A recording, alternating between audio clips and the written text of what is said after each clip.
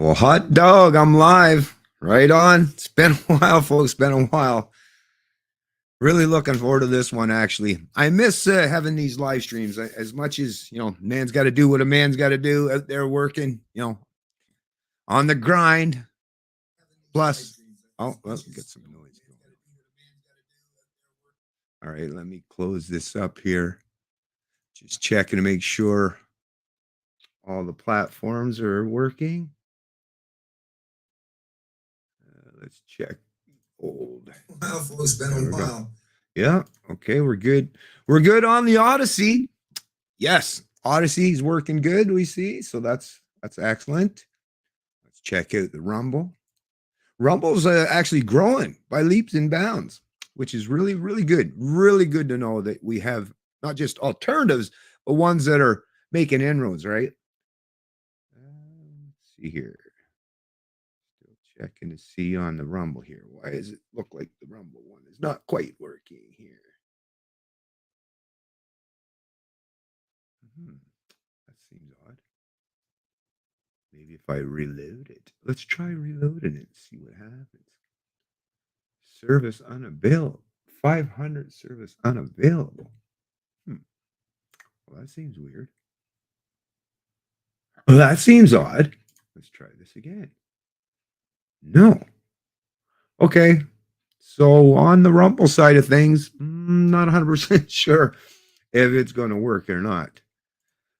Of course, YouTube is.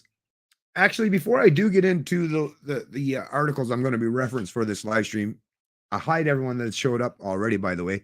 I just wanted to point out, because some of you were probably asking, well, some, if you're here on the live stream, some of you have asked about how did things go at the local rec center in my community, in which I did my first month last month, and I'm going to do another one each month going forward in terms of, I've called them Liberty lessons. I started out Liberty lectures, but lecture sounds a little bit too uppity for your local rec center. So I just call them Liberty lessons. It's for the community, for people in the community. If they want to learn what it is to be a free human being, what does this word liberty actually mean, right? Or freedom, for that matter, when you're talking about in the human beings in the absence of the state. What is the underlying meaning, and the purpose of these words, liberty and freedom and all this stuff. And I think there's a lot of people, obviously, that really need to hear this stuff, and not just people, far away in remote places or in, distant locations or locales across my country, but I'm talking even people in my community. So I started out, like I say, last month, and I got to tell you, well, just to give you a little understanding as to what happened. So I basically called up. Now you have to, pay a fee. I paid my fee. And I called the lady up that I had to give the fee to, and I asked, okay, so I noticed you folks have a Facebook page for the rec center. So I would like to post my event on the rec center, which is what everybody does. That's kind of the point of having your Facebook page for a particular venue, is so that you can get the message out to people. Because, most people, or at least I shouldn't say most people, but a lot of people are on Facebook, young and old, and anywhere in between, right? They still have an active Facebook page, and it's a great way, if you want to get the message out there that you're going to hold an event, which is what a lot of people do: bake sales, breakfasts, bingo, right? And I see that on their page, so I wanted to do the same. Just put down, an event notification on the page, what's happening, when, right, the time, and all that stuff, and that's what I tried to do. Now, I was given a number to another lady that was supposedly that is the administrator for the Facebook page. And I basically asked. Now, first, the person was asking about them posting the event on the page themselves. And I was like, well, I'm going to have to change the information every month. So can you just allow me to post, right? I don't really need you to be the intermediary. I could just let me post to the page. As we all know, if you open the page up publicly, because that's what it is, it's a community center that we're all, the rec center, we're all paid, are all in the community are forced to pay for it through our taxes. So it's a community. The page should be open. Right? So I asked, no, I would like to post on it myself so I can word it myself. And, each month I can go in and change if there's something in terms of the actual particulars of the topic or things or the dates and times, right? So I wanted to be able to do that myself, right? So already getting a little bit of a gatekeeper status there, which was a little odd. Anyways, oddly enough, it opened up for a quick time and I could see, oh, look, I can create posts. And I actually just checked now. It shows that I can create a post. And the person, after I created my post, the administrator, looked like they even copied and pasted it. And what it looked like to me actually posted to the page, but it seemed very weird because once I reloaded the page, it's like, well, where did it go? I can't see it anywhere. So just to show you here, well, actually, let me just get through the text because, like I say, I talked to this woman, and the message was more or less asking about I would like to post it myself, and like I say, this was basically my only way.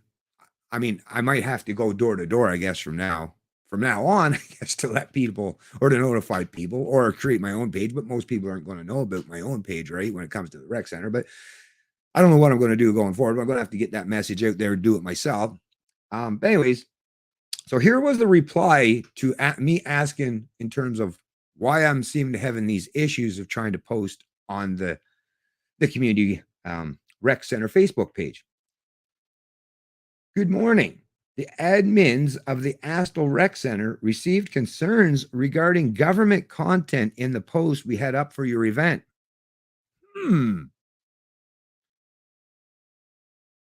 To keep the rec center unbiased to all rentals we receive, we don't condone, approve any event content. Well, nobody said you had to. That's literally the point of why I asked to post it myself, right? If you don't want to have anything to do with it, you don't own the rec center. This is the thing. It's like, this is weird stuff, man. But anyways, you are welcome to promote your event on your personal Facebook page, and we have other rentals who promote their event with posters, advertisements in the local papers, etc. So my response, because once you hear that stuff, of course I'm welcome to post on my own page. Well, thank you, very kind. Thank you, Krista. You're very kind, very very kind of you to allow me to post it to my own page. Anyways, my reply was, because I knew where it was going from there, right? Obviously, a big time statist. LOL, learning what it means to be a free human being is only controversial to those who wish to economically or socially enslave others. I will create my own page and get the word out myself. Thanks. But so, obviously, just think, good morning. The admins of the Astle Rec Center received concerns regarding government content in the post we had up for your event. Okay, what's this government content? I don't post any government content. I might refer to some content that the government propagandists put in, say, but anyways, but basically, like I say, the whole event was called Liberty Lessons. It's basically to learn what it is to be a free human being. Right? So I don't know. Anyways, but as you know, lots of gatekeepers, lots of people who are unwilling to break free from their status paradigm and indoctrination. And I get it. Maybe someday Krista, will fully mature into adult and be willing to accept reality and truth without being so, I don't know, disturbed in whatever way it caused the poor woman, I guess, right? Anyways, now I just wanted to show you too, just so you get more. Once again, I like proof. I don't just talk. I always like to display the proof of the things I say. It credibility matters, right? Credibility matters. Okay, let me bring this up here. Share.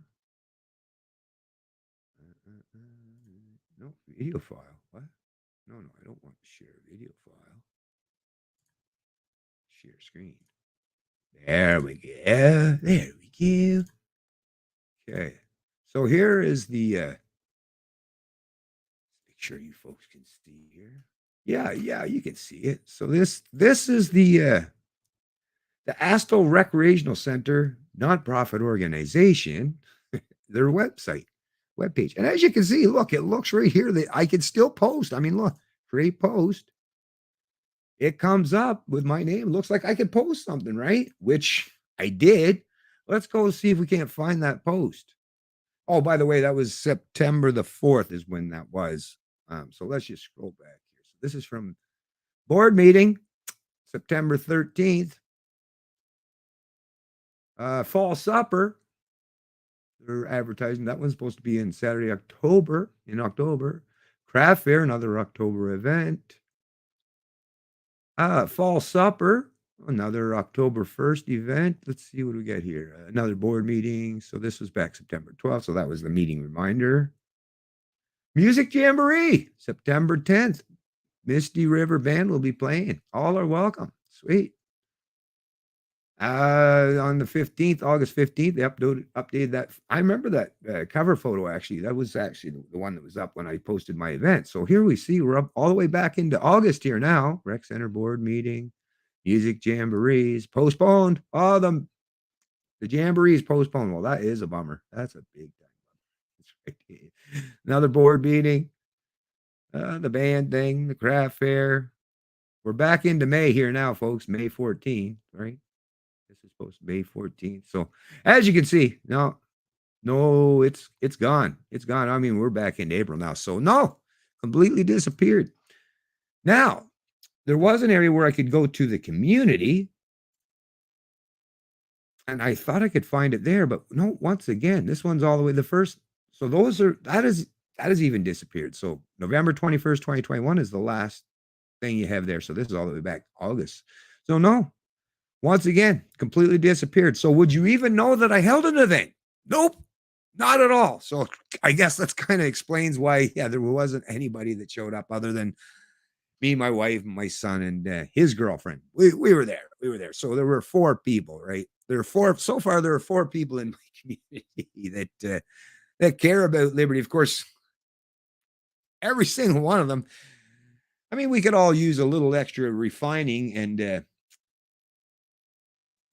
upkeep on our knowledge as it pertains to liberty. But yeah, like I say, my family's very well versed in this particular subject matter. So there's that, folks. Anyways, I'll just bring this off the page. I just wanted to bring that up just before I delve into all the articles here that I'm going to be covering for this live stream. But yeah, it's really hard to get the word out there, but that's just my particular neck of the woods. So, but I'm still going to work at it. I'm still going to do my thing.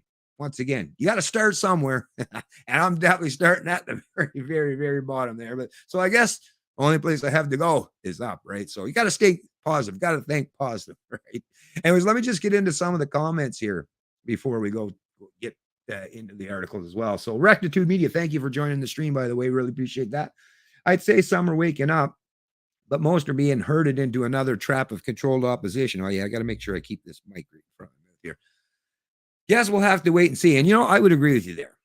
Some are definitely waking up. And I would agree that there's a possibility that we're being herded into another trap of controlled opposition. That's always the possibility. That's always the potential. But what I think about, here's the thing. As you folks must know, or at least those of you who've been around long enough to watch my content on a regular basis, get to know me to a substantial degree, is I'm not a statist. I have no faith in the state, right, or the system per se. But what I do know with absolute clarity is if people get the chance to hear the right things being said. So that brings me back to the Ron Paul presidential runs in 2008, 2012. Ron Paul didn't win. Barely got a whole lot of support in the actual general election. Got some pretty good support during the Republican primary stuff. But anyways, Ron Paul never became president. Not even close, really, right? But his message, just by him being up on the main stage, right, at the bully pulpit, he got to express and say to the people what liberty means to him.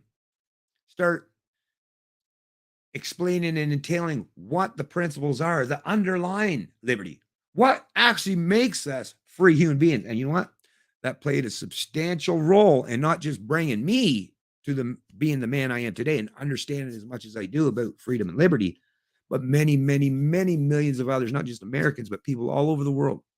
So having someone vocalize, speaking and saying the right things at a point in a junction or a venue where you have a much larger audience than you or I could ever garner, right? So as much as I hate to say it, with the combined audiences of all the establishment media, right? Even if they portray Pierre Poilievre as this terrible extremist, racist, the diatribes, the insults they hurl at anyone that won't go along with the current system, the current paradigm. You know how it goes. But like I say, this is Pierre Poilievre is going to be able to get his message out to people that you and I would typically not be able to make contact with, right? So at the very least, he's saying the right things. And I will point this out as well.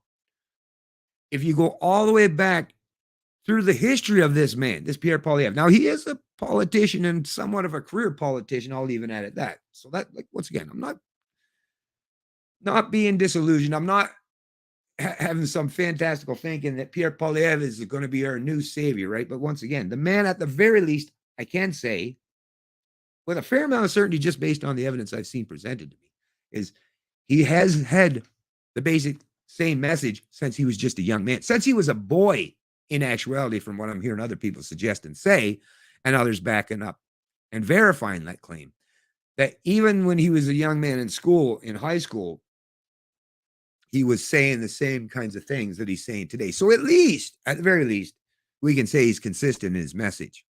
Just one sec there, folks. I see I got a donation. Really appreciate that. Fraser McBurney, really appreciate that. You're a very kind man. Thank you. Worldwide people spoke up. In Hamilton, the worldwide rally was great and fun. My sign got the most beeps. It had a scorpion saying this. So you wanted to eat me. Good luck. Right on. That's really good, Fraser. Yeah, I like that. And that's good. I'm glad to hear that the rally turned out good and there were lots of people and seeing lots of interest in this kind of messaging, because like I say, this is really, really important. So really, once again, thank you, Fraser, for the donation. Appreciate it. But yeah, like I say, it looks like at the very least, Pierre Poilievre. Now, once again, we're not foolish, folks. Not one man by himself is not going to save us all. We all have to do our thing, right? We all have to, as Jordan Peterson said, clean up our back room. I've been really busy doing that over the last few years, and I've got to say it's looking fairly tidy these days. Quite tidy these days. And I hope the same can be said for you folks as well. But anyways, let me just move on to the next comment here. Healer, appreciate you coming to the stream. Good afternoon, sir, from Miracle Beach, BC. What a great Miracle Beach. I just love the name of that place, right? That is beautiful. And thank you once again for showing up for the live stream. What's the next one? Les Sherrod. I kind of missed the trademark dress shirt and tie. That's just me. Love your show. Well, hey, that's going to be coming back, no doubt about it, for sure. I will definitely. I got so many of them, right? And I've gotten a couple more since. So don't worry, they're coming back, and I will definitely get back to them. And I think, if you're aware, but in the fall here, when work slows down and I have a lot more time on my hands, because this is my first year back as a truck driver, and I got to tell you, I'm really happy. It kind of makes me feel a little bit more whole, right? When they took away my career, my occupation, and one of the things I really enjoy, it was hard on me. It was very difficult on me, but I'm starting to feel more whole every day. And so I've been very busy, but I'm going to, like I say, when work slows down, I'm going to be getting back heavy into this stuff. And yeah, you better believe I'll be back and bringing the shirt and tie and all that and a lot more. Because, folks, I've got a lot to say, not just bring some attire to it, but I got a lot to say. But thank you very much, Les Sherrod. And Tim Burns, how you doing, Tim Burns? Good to see you live. Well, thank you, Tim. I really appreciate that. So anyways, folks, let me just get to this first article that I got brought up here. And of course, this Pierre Poilievre won the conservative leadership election race, I should say. So yeah, so this is kind of going to be where we're going to start out here. Okay, what is it? And anti. So of course, it's a CBC article. It's a CBC article.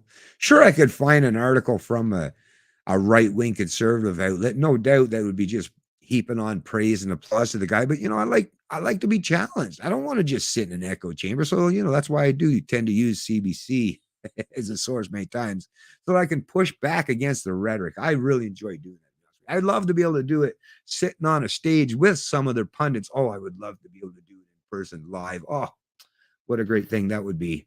Maybe someday, highly doubtful, but Man can dream, right? So this is CBC News under the politics section, of course. Pierre Poilievre and the anti-elite populism that won the day. Jean Charest's message of moderate conservatism failed to resonate in party leadership contests. Yeah. You mean Jean Charest, the former liberal leader, the former liberal premier, right? So, yeah.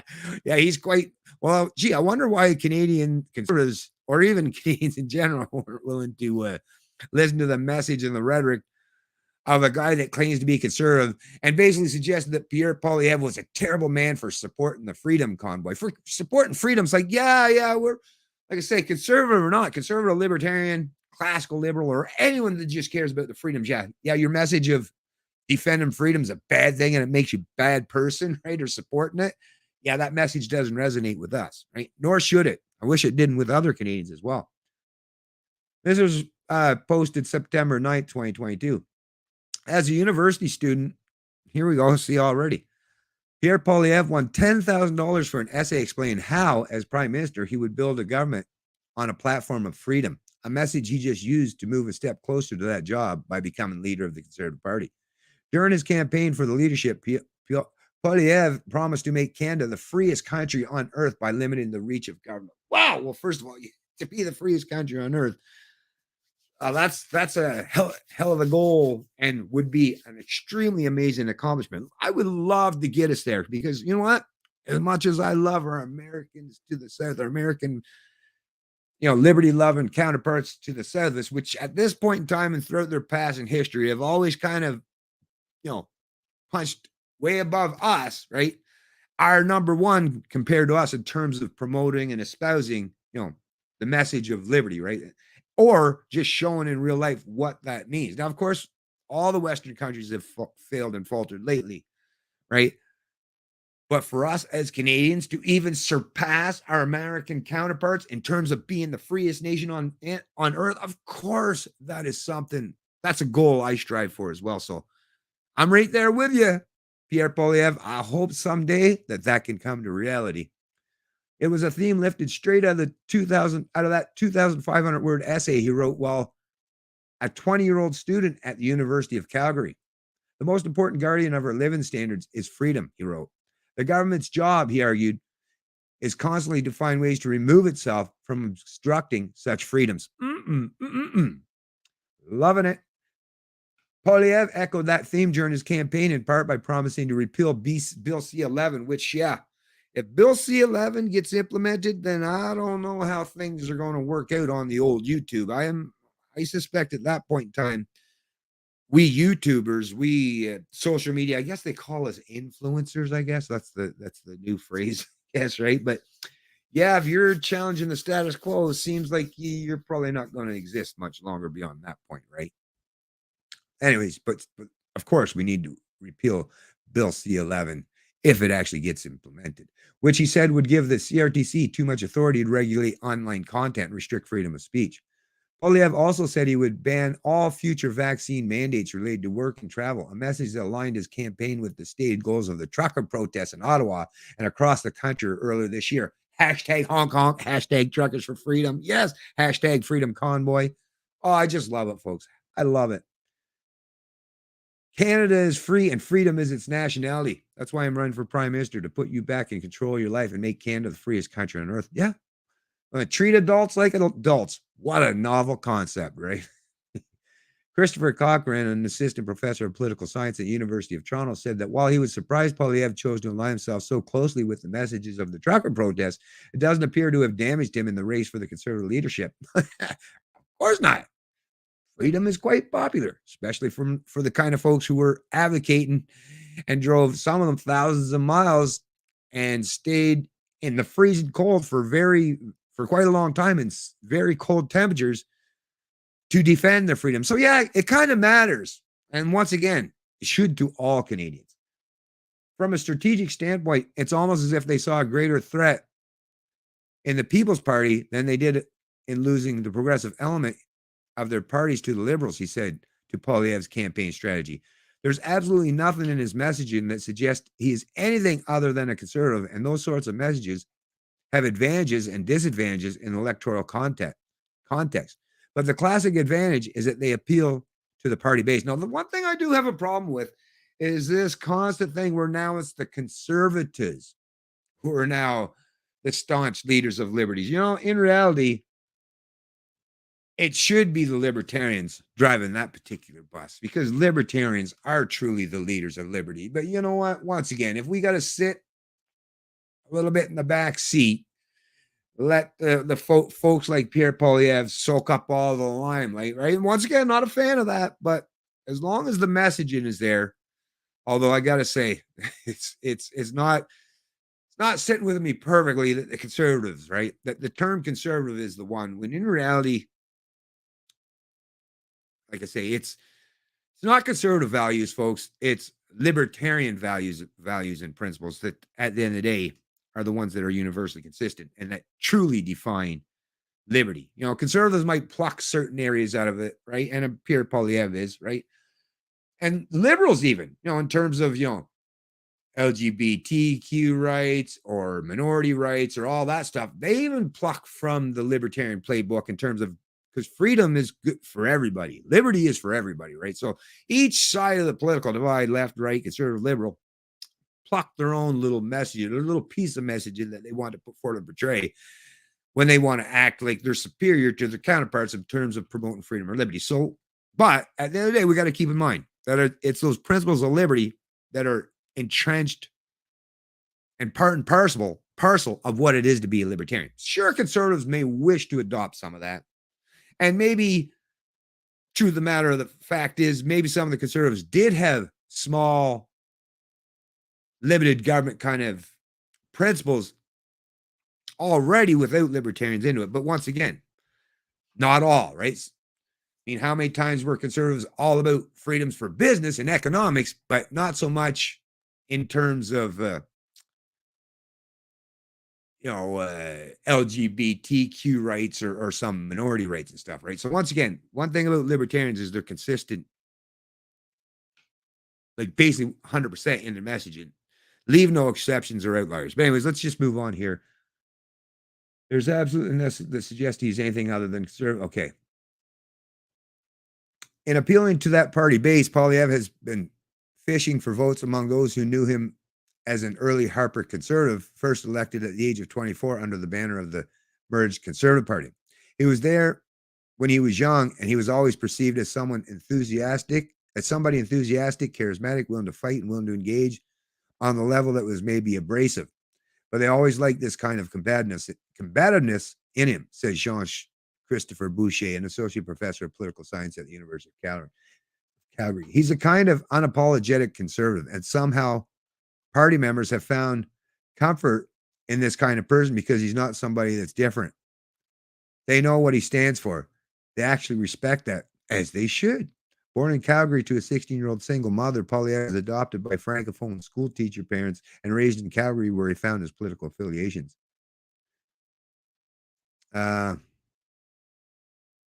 Anyway, so I'll just bring this off because that's enough of that. But it seems like, at the very least, and all these articles will be linked in the description below. Matter of fact, I believe I already put them linked in there as it is right now. But I mean, so think about it. So at the very least, we could say his messaging, because I mean, even the CBC is willing to acknowledge his messaging has been consistent. I think they just went back to his high school days or 20 years old, but I think it was down even when he was just a young teenager that his messaging was along the same line. So consistency is something that he does have in spades. Now let's get to this part. Oh, I see there's another donation. Thank you very much, Les Sherrod. Did you want me to read another? If you want me to read another comment or something, I really appreciate that, because you're more than welcome to add something there. I can answer a question you may have, or even just voice a message that you want to send yourself in a comment. So if you want to do that a little bit further down, anyways, I just want to say thank you once again for the kind and generous donation. So let me get to, or did I leave that on the screen? I got to bring that off the screen. Sorry, my bad. Okay. Oh, there we go. There we go. Okay. Thank you once again, Les. Yeah, let's bring this one up. So here's the part where they're going to be trying to tie some things in. Let me just show you here what I'm talking about. Let me get this article brought up on the screen. And of course, they're already at it, right? They just couldn't wait. They just could not wait. So here we are. Yeah, okay, it's up there. So this one's, of course, under the politics section. Convoy donors gave more than $460,000 to CBC leadership race, and many were first-time federal donors. Most of the convoy donors' leadership campaign donations went to Pierre Poilievre. So if you just were reading the headline and the sub-portion of that headline, it's like, ooh, it looks like a big chunk of money. That's almost $500,000 went to the CBC leadership race from the convoy donors. But the question is, how much does that represent of total donations? Let's get to that anyways, because $500,000, 460, that's a fair amount of change, right? But how much did the Conservatives actually raise? Is it just the convoy folks, the truckers, and their supporters that are supporting Pierre Poilievre? I think not. So this was posted September 16th. Contributed to by Elizabeth Thompson and Christian Pazlang. Yeah, look at that. Look at the picture. Okay, yeah, that's pretty cool. Anyways, Canadians who donated to the Ottawa convoy protest contributed more than $460,000 to Conservative leadership candidates, and many of them were donating to a federal political party for the first time, an analysis by CBC News showed. A comparison of donations to Conservative leadership contenders up to August 1st with the Give, Send, Go crowdfunding campaign for the convoy protest found over 3,100 people who contributed to both campaigns based on identical combinations of names and postal codes. The lion's share of convoy donors' leadership campaign donations went to Pierre Poilievre's campaign. Now listen to this, folks. The actual number of people who contributed both to the convoy and to the Conservative leadership candidates could be higher. CBC News data matching formula did not list those with slight differences in their names or postal codes as having donated to both campaigns. And some convoy donors may have contributed to a leadership campaign after July, the latest month for which data is available. So a couple of things to point out here, folks. First of all, off the top of my head is, wait a minute, why is the CBC investigating this stuff in the first place? Why is the CBC taking the time to find out who and how much,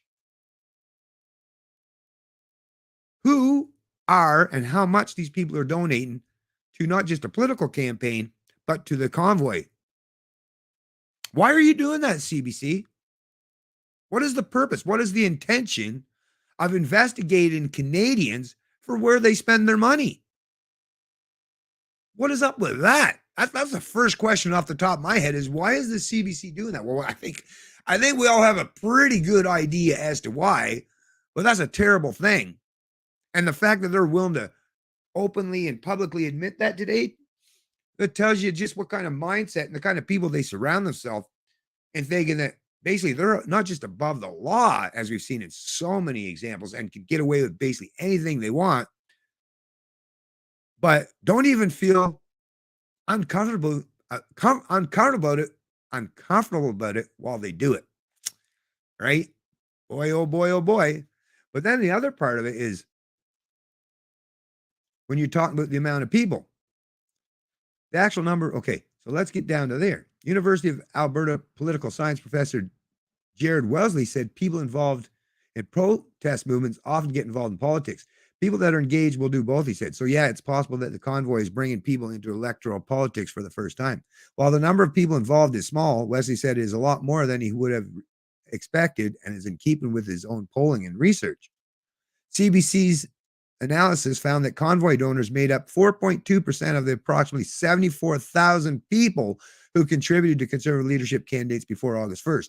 Their donations represent 3.8% of the 12.2 million in contributions made before August 1st. So even based on their little snooping, right, and sticking their nose into other people's business where they spend their money, which once again, anyways, but even that is showing that it only made up 4.2% of the 74,000 people who contributed to the, and that's of course of the people that they were investigating or looking up, right? So it's only 4.2%, not even 5%. And then when you're talking about in terms of the actual dollar amount, that 460,000, well, that still only represents a 3.8% of the $12.2 million that was raised. Well, and that was just up to before August the 1st, right? So trying to suggest that, Pierre Poilievre, it's just he's only supported by that small fringe minority of people with unacceptable views, people like myself, right? Well, no, it seems that even with all the support he's getting from us, people like us, right? It still only represents, 4.2% of that 74,000 and 3.8% of the actual 12.12 million up until that point in August, which of course those numbers could be higher, right? If you go beyond August the 1st. So think about that. That's suggesting there's a whole lot of other Canadians out there who aren't necessarily, truckers for freedom or convoy participants or supporters, right? No, it's looking like a substantial 95+% of them are people who don't fit into that particular category, right? So, interesting. Poilievre received over 70%. Now, this is now when you break it down into that 4.2%, that 3%. So out of that small percentage, right?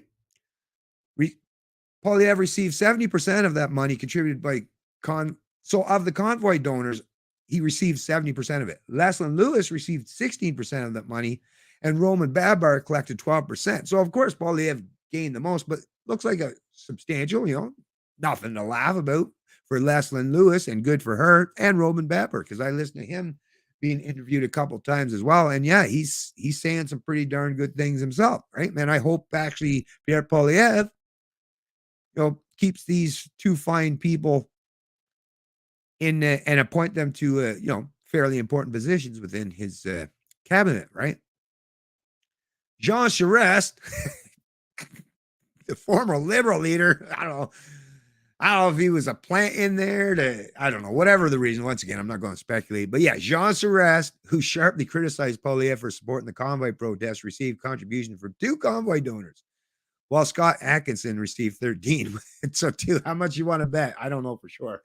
But those convoys are like, here, have $5, go away and sit down and shut up or something, right? I don't know. Once again, I'm just speculating there, but right, 2. Oh dear. Only one other political party, the People's Party of Canada, drew significant support from convoy donors over the first 2 quarters of this year. The PPC received money from about 60 convoy donors. So it seems like even the PPC, and once again, at this point in junction, and now with Poilievre at the helm of the Conservative Party, I mean, nothing too much against Maxime, although, yeah, Maxime, you shouldn't have threw me under the bus or ignored me all that time when I spent a lot of time and effort and even some money supporting you and your party and touting you and trying to, advertise for you and interviewing tremendous amount of your candidates, and members, even becoming a founding member myself. I tried really hard, but you weren't willing to, spread the love around enough. I guess you just wanted to have a really close knit inner circle. You wanted to micromanage things. Well, hey, that's not working out if you want to be a man of the people kind of deal. It didn't work out so well. So yeah, maybe it's more important nowadays that if you're a PPC supporter, of course, I'm not telling you what to do. You do your thing. You do you. I would never suggest that I have any right or authority to tell you what to do. You do your thing. But I'm just thinking it probably wouldn't be a good idea, especially now, to do any vote splitting among the PPC and the Conservative. I don't think that would be a wise idea. I'm sure you can push back against me. I'm sure I can hear some pretty good articulate arguments, maybe even suggesting your principle. But I mean, if Poilievre is basically suggesting or saying the same things and putting out the same message, well, which one has the better chance of winning, right? Which one has the better chance of implementing those ideas or getting that message or those ideas out to more and more Canadians, right? Garnering the support of more and more Canadians because he gets access to the bully pulpit, to the big stage, right? So, there's that, folks. There's that.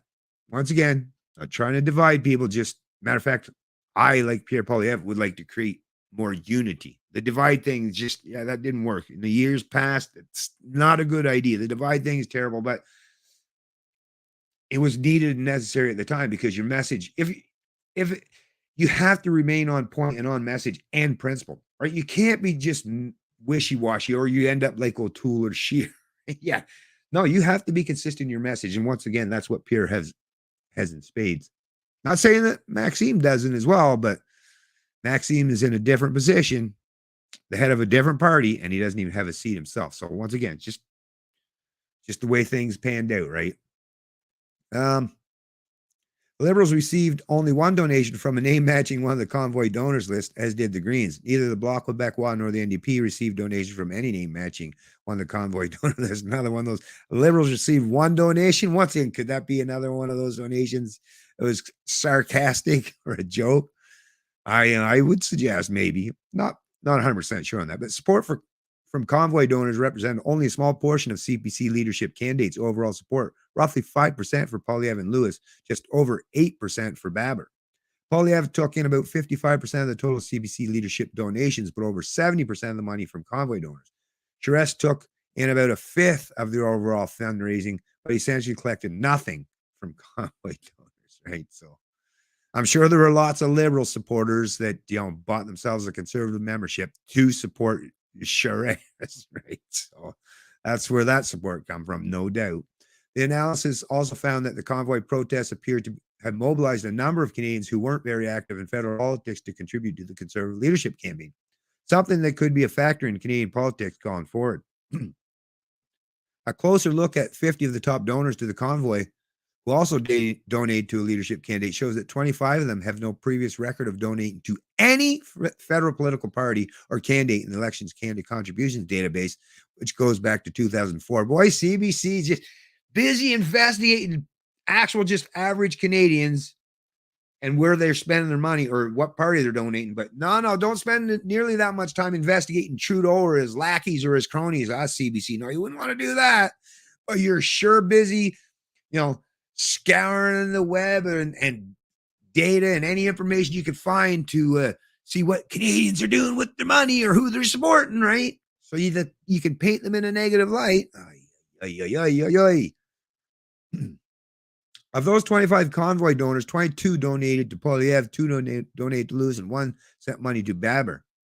11 of those 25 new donors are from BC, 8 are from Ontario, 4 are from Alberta, 1 is from Nova Scotia, and 1 is from Saskatchewan. So it looks pretty diverse across the whole, from coast to coast, right? Diverse geographically, I'll say. I'm not sure in terms of the people, but yes. A search of federal political donations from convoy donors since 2015 indicate the CBC leadership contest was by far their most active moment in federal politics in terms of donations. Well, yeah. Hello?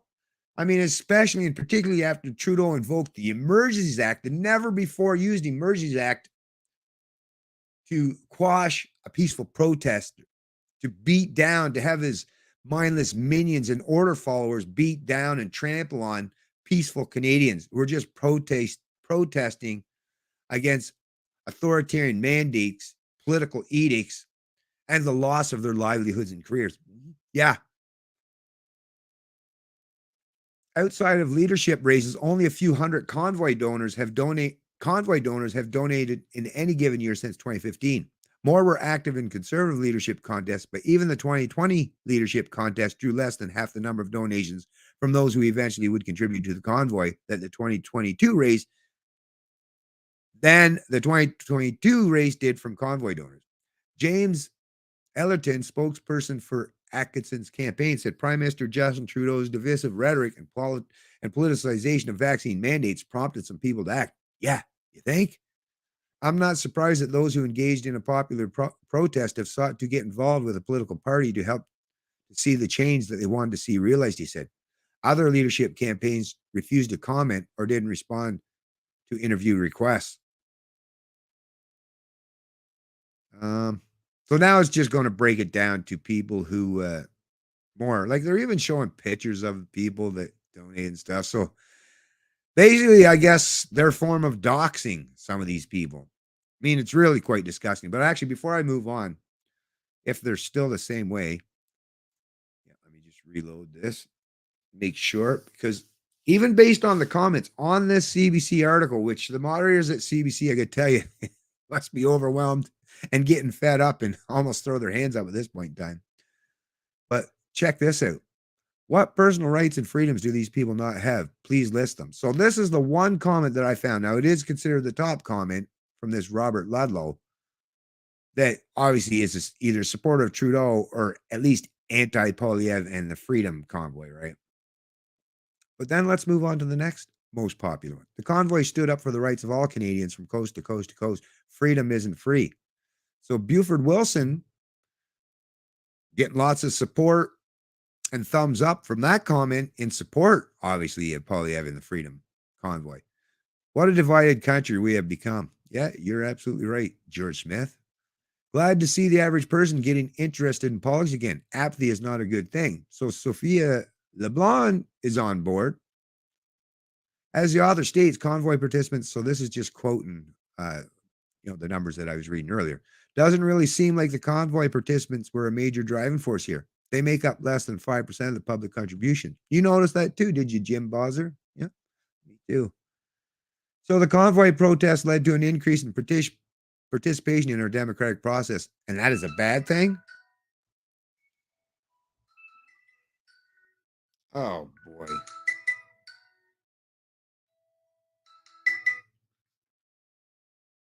Oh, yeah, I'm just in the middle of streaming there, but I'll take the wood if you're bringing it up.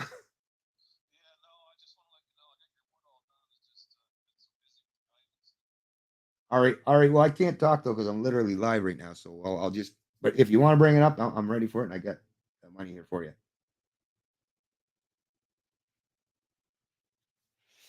All right. Sorry about that, folks, but I need my wood for the winter, and that's the guy that's bringing it. So anyway, so the convoy protest led to an increase in participation. So that's a good thing, right?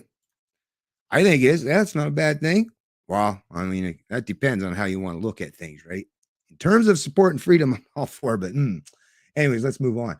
I donated to both the convoy and the CBC. When the PM called me names for choosing not to take the jab, that was the last straw. Pierre is going to win. I donated, most of my family did as well. We understood that something needed to be done and fast, so we endeavored to speed up the process in the best way we were able. All Canadians should be concerned about our position on several fronts. So Philip Windsor agrees. Philip Windsor's a supporter. Convoy donors gave money more than 460,000 to CBC leadership race, and many were first-time federal donors. So what, right? End of the day, this is freedom. They can donate to whoever they want, and Canadians can vote accordingly, right? So anyways, I'll move on to the next one. But like I say, even the comment section on CBC's own website is showing freedom's becoming more popular in Canada. Like the headline or the of this particular live stream is, are Canadians finally fed up? Are they? Is it possible that after all these years, I mean, it did take a lot. I got to say, it did take a lot. 2 years of brutal lockdowns, lost jobs, careers, businesses closed down, families torn apart, blah, blah, I mean, I could list. And then, of course, the biggest one of them all, the invocation of the Emergency Act that brought in the boots, right? To trample on, to stomp on the faces, not necessarily literally, although I didn't get footage from all that stuff. So who knows what it takes, but we've seen some of the things that took place, right? And the badgeless and faceless enforcers of the state and what they did to peaceful protesters. We all seen that. We were all privy to see that thanks to beautiful, just average Joe and Jane journalists or people with a cell phone that got that footage. And I'm so happy that that did take place and we have that evidence on hand, right? But I mean, yeah, look at what it took. Look at what it took. But at the very least, I can still say things could still be worse. Oh, I know, folks, things are bad. But at the same time, things definitely could still be worse. So if this is the pivot point, well, better late than never, right? Anyways, of course, let me move on to the next article. Actually, no, let me go in and there's probably a few more comments. I want to get back in and read some of your folks' comments. I really enjoy reading your folks' comments here. Oh, I see. Okay. Yeah. Brian Strader has joined the stream. Thank you, Brian, for joining the stream. Really appreciate that. What do you think about Arthur become an independent leader? Oh, is that Arthur? That's the guy, that's the preacher out west, right? Arthur Ski. Last name, something like his last name is escaping me right now, but I believe that's the one. So he's becoming an independent leader. I'm, to be honest with you, Brian, I'm not 100% up to date on that. Like I say, I haven't been paying as much attention to everything as I would be if I would, had more time in the day to do it. But my job is long, long hours, and by the time I get home in the evening, it's usually quite late. Basically have enough time to eat my supper, and spend a little bit of time with the lady, my wife, and go to bed. Right? Not a whole lot happens in the old Hunter household, when I'm working those long hours. I every once in a while, but I don't have the time, like I say, when I'm working the long hours to get all this information. I'm glad you folks do, but thanks for bringing that up. But I'll try to learn what this means, and maybe possibly you can ask me this question in a future live stream. But I just can't answer you right there because I'm not sure on that. In Alberta, okay, in Alberta, Jean, okay, Tim Burns, here we go. Jean is slightly right of Stalin. Oh, yeah, Jean sure is slightly right of Stalin. Yeah, that's a good one, Tim Burns. Good one. I like that. Slightly right. I'm there too. Boliv! Thanks, Ray Provost. I really appreciate it. Yeah. Well, like I say, at the very least, I don't know the man obviously very well, but I do know that his messaging has been consistent for as long as I've been hearing him and paying attention. And of course, now we have evidence to suggest and uh, and testimony that actually it goes back to even when he was a teenager, even when he was in school. So once again, at the very least, his messages have been clear, right? Brian, I voted PBC last election. Just get Maxime on the debate stage. See, this is the thing, Brian Schrader, and I hear you. And once again, I'm not hating on like that old stuff with that whole division and everyone being upset with each other. That's water under the bridge as far as I'm concerned, right? But how do you do that, right? How do you get Maxime on the debate stage at this junction? Like I say, the majority of those people who are stepping up the plate, just like with Ron Paul was running for election in the U.S. There was a Libertarian Party of the U.S., right? And they have much more resources when funding at their disposal and a much larger support base than we do in Canada. But even then, Ron Paul recognized that when he ran as a libertarian candidate, but he had to do it to get on the big stage, he recognized that he had to do it, you know, as a running as a leadership of the Republican Party. This is the thing. The establishment is the establishment for a reason, because they're the ones that get access to the bully pulpit and the big stage. Like I say, I wish it were different, but we have to deal with the reality that actually exists, not what we wish. And unfortunately, there's no way to get Maxime on that debate stage, right? Unless or if enough Canadians were willing to support him. And they're just not there. I'm sorry. They're just not there, Brian. Like I say, I wish for your sake, and for freedom or liberty for that matter, I wish maybe they were, but it's not the case. Sorry, man.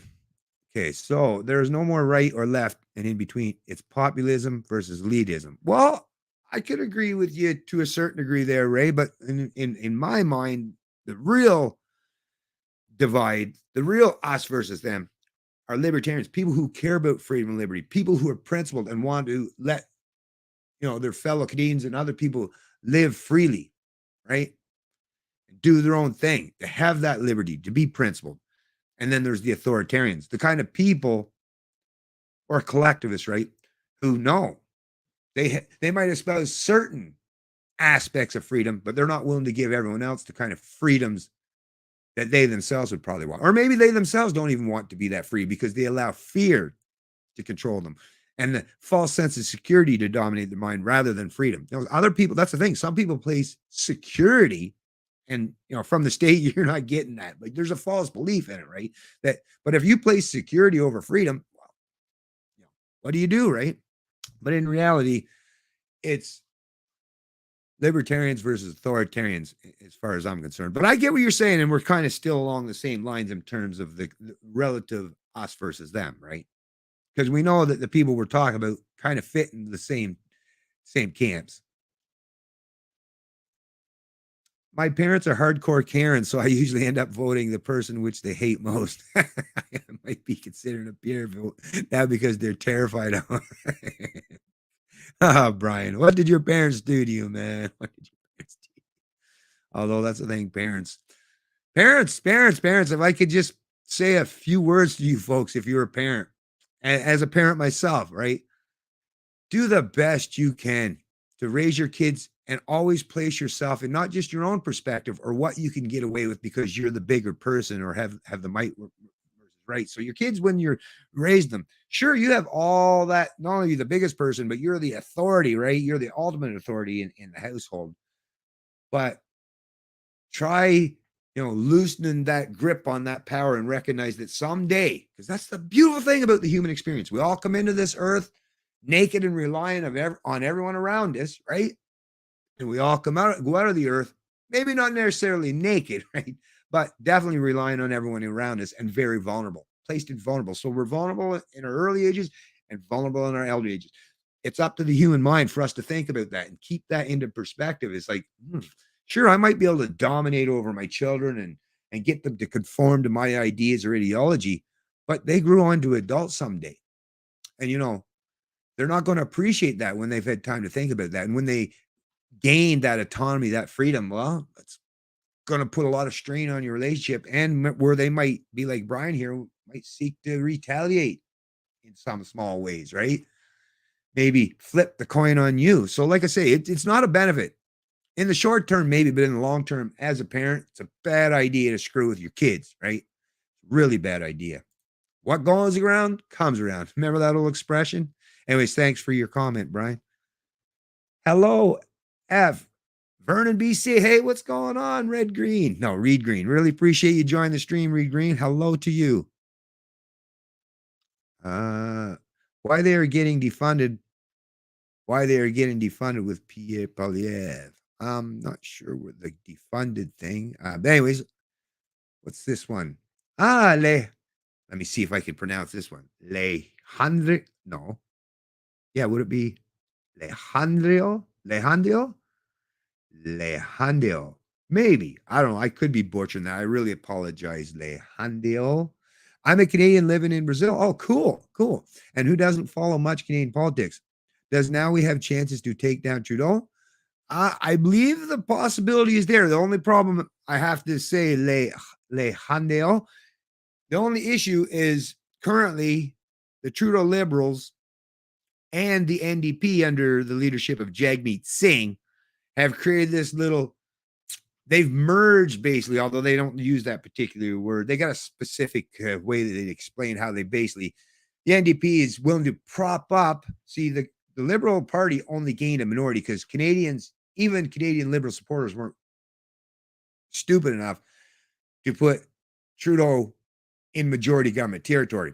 Even they had enough reservations to say, no, right? But with our first past the post system and the fact that now he has the combined votes of not just his party, but the NDP party as well, they're all willing to prop each other up, right? Jagmeet, so they can get some more freebies for his socialist supporters, right? Although they're not freebies. These people that are getting their, few $100 worth of dental work, if you're 12 and under, that is, or your $500 from whatever the Trudeau's going. Trust me, you're going to pay double or triple of that. That's like buying something on your 30% credit card and only making the minimum payment. Oh, you're going to pay double, triple, maybe quadruple, maybe 10 times of what you think you're going to gain in a benefit, which they'll learn someday, hopefully. But unfortunately, because they are supporting each other and Jagmeet's propping up the Trudeau Liberals, if he continues to do so, the best we can hope for, typically, as far as I know, the way our system works, it'd be 2025 before an election would be called. So that's still another 3 years. I don't know if that's going to last. Once again, the thing with these authoritarians and these tyrants and these collectivists, a lot of times they turn on each other. So there's always that to hope for. But currently, as it stands, Pierre Poilievre, if there was an election called right now, I do believe Pierre Poilievre would garner and gain enough support that, yes, he could become the next prime minister. And I'd almost be willing to make a wager on that, to tell you the truth. But as it is now, we don't know when an election is going to be called. So that's still kind of up in the air. I hope I answered your question there. And I really appreciate you joining the live stream. I'm going to try once again. Lejandio from Brazil. Really appreciate you joining the stream today. And thanks for the question. Trudeau shitting his pants. Yeah, no doubt. No doubt. Yeah. And because he's over his policies and his authoritarian counterparts in terms of the provincial premiers have overworked healthcare staff to the point where, I mean, it's just terrible now. But yeah, hopefully he doesn't even have anyone on staff to be able to wipe his ass when it comes time that he needs it, right? It's the thing. You treat people like this, and sure, they'll do it out of fear, but like I say, eventually that fear will subside, even for the most fearful among us. And eventually that's when the time where they actually start to think. And we're seeing that taking place today, folks. We're definitely seeing that taking place today.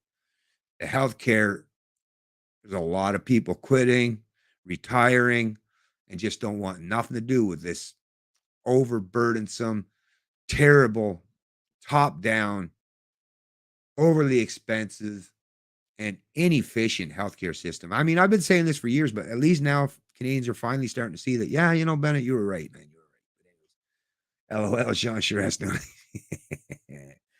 Oh, we got another question from Lejandio. Who is the candidate that can take down Trudeau? Pierre Poilievre. Oh, I forgot to do this, but I'll tell you who. Pierre. I'll just type it as a comment. As far as I'm concerned, Pierre Poilievre is who I believe has the potential for doing that. Nobody gave this guy a single buck despite him being second. He must have a bunch of cheap, broke bunch of liberals. Yeah. It's all good. It's all good. It's all good. Hey, Dave Hemmington. Hey, Dave, how you doing today? Welcome to the live stream. Really appreciate you joining. I can't vote PPC. Max is a fraud, I think. Trudeau must go above all else. There's no room to split votes. Reed Green, because I don't know the man well enough, I really hate to say it anymore, but I got to tell you, I tried my best within the PBC. And like I say, a lot of their candidates and members, I mean, come on. At the time, I can't even really say who interviewed and gave voice to PPC candidates any more than I did. I mean, you can look through my past videos to see that. I mean, I tried my best. But once again, even for my writing, I didn't want to run in politics. I still to this day, I don't like the idea of running politics. I'd rather do my message and from not within the state apparatus, right? But I even was willing, because the riding I'm in wasn't it wasn't filled at the time, and I was like, well, you need as many candidates out there spreading the message as possible. And I was even almost willing to do it. And I reached out right to the campaign, and I won't mention the name, but his main guy at the time more or less told me, no, I think it was a retired government worker of some sorts. I can't remember exactly now, but it was basically someone getting ready to double dip, right? Already doing fine. And someone that wouldn't be able to spread the right kind of message, I don't think, anyways, that I could, in terms of promoting the kind of things that I believe that Maxine should support. I mean, based on his rhetoric, right? But no, I was basically ignored and kicked to the curb and overlooked. So I don't know. Like I say, I don't know what else to say other than I've kind of moved on from there. I don't know if he's a fraud or not. Can't say with any certainty, but he definitely messed up in a multitude of ways that made it so the PPC wasn't going to be the viable alternative. I mean, just threw too many people, as far as I'm concerned, on the bus. I mean, even Tim Moen, not sure if you're aware of this, Tim Moen even offered early on for Maxime Bernier before he even started the PPC, or when he was just barely starting the PPC, or it was even, had all the EDAs and everything on the ground, right? All the infrastructure was in place. Tim Moen, former leader of the Libertarian Party. Shout out to Tim Moen. Hoping to talk to you again soon once I start doing my live streams again on a regular basis and video in the fall. Anyways, Tim offered to let him take over leadership of the party that Tim helped build and promote and support and all that. Here, Maxime, I'll give you the helm. I'll give you the helm to support you so that we can get the message of liberty and freedom out there. And once again, Maxime didn't want nothing to do with it. So the libertarians, and I mean the most staunch libertarians that you guys are probably aware of right now in terms of, well, there's a lot of us, but me and Tim are right up there at the top, I would say, in terms of liberty lovers and libertarians in Canada. And both of us didn't get a whole lot of love from Maxine. So I don't know what else to say. Anyways, what's going on? But yes, I agree. MSM scared shitless of Pierre Poilievre. I agree with you there. Okay. Oh, Gato. Hey, what's going on, Gato? Long time no see. You're here and glad that you joined the stream. And like I've said in the Minds post there, I really appreciate all the feedback and input that you do and those great comments. They're well thought out and well articulated. And I really appreciate you doing that all these years, Gato. Don't think I don't appreciate it, even though there's times where I just don't get to, even for the rest of you folks, I don't get to reading and replying to a lot of the comments that I used to. So I have to apologize for that. I just don't have the time to do that right now, but I don't think I don't forget. And when I do get a chance to do some scrolling, I always check it out, even if I don't have the time to answer everything. I'm still trying to pay attention as best I can. So thanks again. Howdy. Sean O'Vision. What's going on, Sean O'Vision? Can't tell it's a Canadian live stream when the host is interrupted by a phone call for a load of wood. Oh, can tell you. Right. Yeah, you're so right there, Sean O'Vision, right? You can tell it's a Canadian live stream when the host is interrupted by a phone call for a load. So true, so true. Yeah, I think that's a little bit. I really, it's weird. Like I shouldn't have answered the call, but it's like, oh my goodness, we've been playing phone tag now for so long, and now he's like, oh, I just can't let this one slide. I missed it yesterday when I was out. I was doing some baiting up around the trim around my garage and cutting the grass, and I missed his call then, and I couldn't get a hold of him later. So, but yeah, that's funny, Sean. That's funny. Who would have thunk it? Yeah, who would have thunk it? Okay. That shop teacher in Ontario. I know what you're talking about. That's a weird story. I'm not going near that one today. Oh, Skank on 42. Gotta love that username. Gotta love that username. As a big fan of South Park and Trey Parker and Matt Stone, yeah, that's hilarious. Every Canadian I know hates Trudeau. Hopefully the rest of Canada is sick of this asshole who has destroyed our country. Yeah, I'm with you, Skunk or Skank 42. Great username, and thanks for the comment, and thanks for joining the live stream. This is why I like reading the comments. I'm not even getting to the articles. Actually, I really probably should get to what I was doing, but I'll get back to these comments here. I'll just keep it right where it was so I know where I left off here. Oh, it looks like my stream quality is kind of I don't know what's going on with this. I don't know if it's a StreamYard thing, because it can't be my internet connection, because once again, everything else works perfect in terms of my Starlink internet. Everything works perfect typically, except for some reason when I'm streaming, when I seem to have the issue. And I still have yet to figure out how to explain that. But anyway, so here's another thing, that this is a big, big, big threat to the establishment, and especially that Jagmeet Singh that I was talking about that's propping up Trudeau right now. Because, the socialists, if there's one thing they usually pride themselves on, is that they're all about standing up for the little man, for the working class, right? Where's that happening? Not seeing it. Not hearing that kind of messaging much out of Jagmeet. He seems like an entitled guy myself that just wants to cater to, the Trudeaus and the Trudeau lights of the world, right?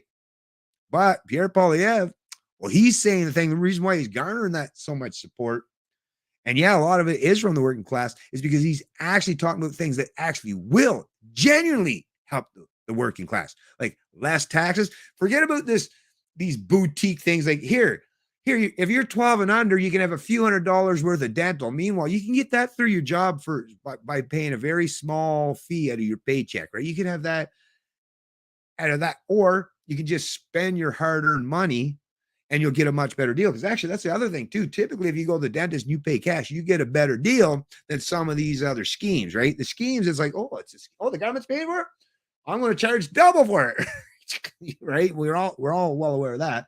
But I mean, the criteria, like you have to be 12 or under. It's only a certain amount of money for a certain allotted time. So really, it's just boutique. It's just foolish. Whereas, yeah, for a working class person, hey, can I have some freedom to speak?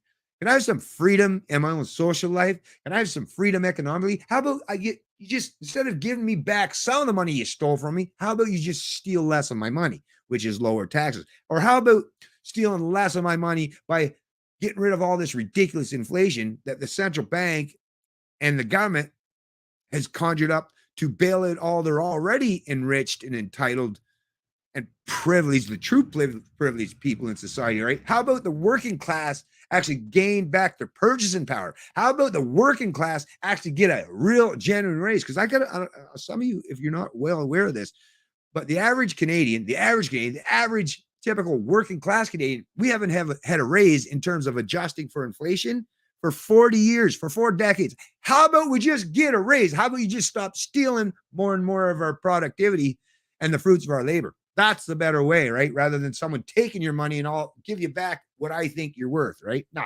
just give me my money. Keep your grubby hands off it. That's a bit. How about getting rid of that carbon tax? You don't hear Jagmeet out there saying, yeah, maybe we should get rid of that carbon tax that's costing Canadians to have to spend more money on everything they consume, right?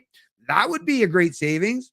Big time. How about you get rid of some of them gas taxes that are usually multiple levels, provincial, federal, excise, multiple layers of tax. How about you get rid of them? That's a good way to bring energy prices down, right? Although we can see at least the market, even though the market's squeezed by, big government and central banks constantly, even the market's trying its best to bring those prices down for us, as we've seen, right? The market's doing what it can do.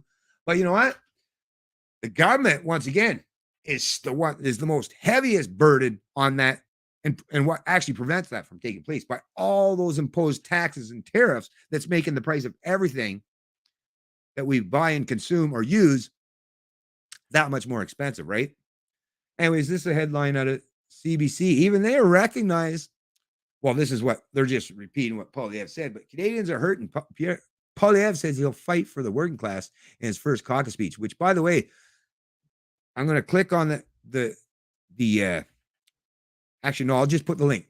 I have the video of his first caucus speech, YouTube video. It's actually linked. If you see a YouTube video linked in the description of this live stream, that's the Pierre Poilievre, his first caucus speech.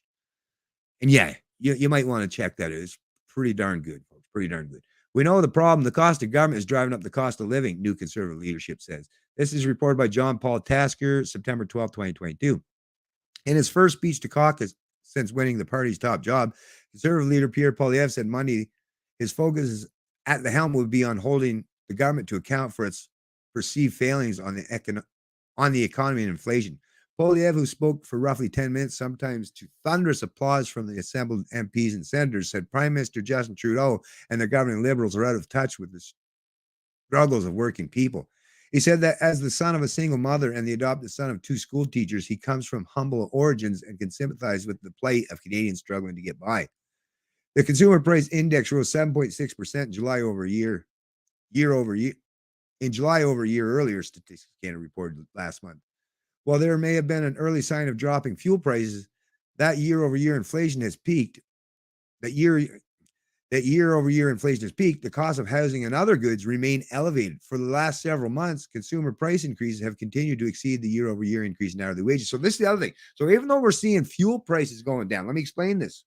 Even we're seeing that going down by a little bit, by a decent amount, right, over the last few months. Everything else, the food, all these other things that we buy and consume and purchase, and the staples that we need, right, to sustain us, are still getting more and more expensive. So even though there's a slight slowdown in the inflation is still much, much higher than it needs to be. And we expect it's probably going to remain that way for some time to come. Poilievre said during his campaign for the leadership that he met young people living in the parents' basement because of eye-popping home prices, blue-collar workers who can't afford new boots for their jobs, and single mothers who have cut back on food they feed their families because of surging grocery prices. Canadians are hurting, and it's our job to transform that hurt into hope. This is my mission, Poilievre said. Poilievre called on Trudeau to stop increases to payroll taxes like employment insurance premiums and contributions to the Canada Pension Plan. anyways, I'm just going to. Oh, actually, I like this one here. So some good stuff in here. Anyways, okay, let me do a few things here. He also said it was reckless for the government to push through sizable hikes in the federal carbon tax. The levy on fuels, which will increase from $50 a ton emissions to $170 a ton by 2030 when people are already suffering. So, get rid of this carbon tax would definitely help.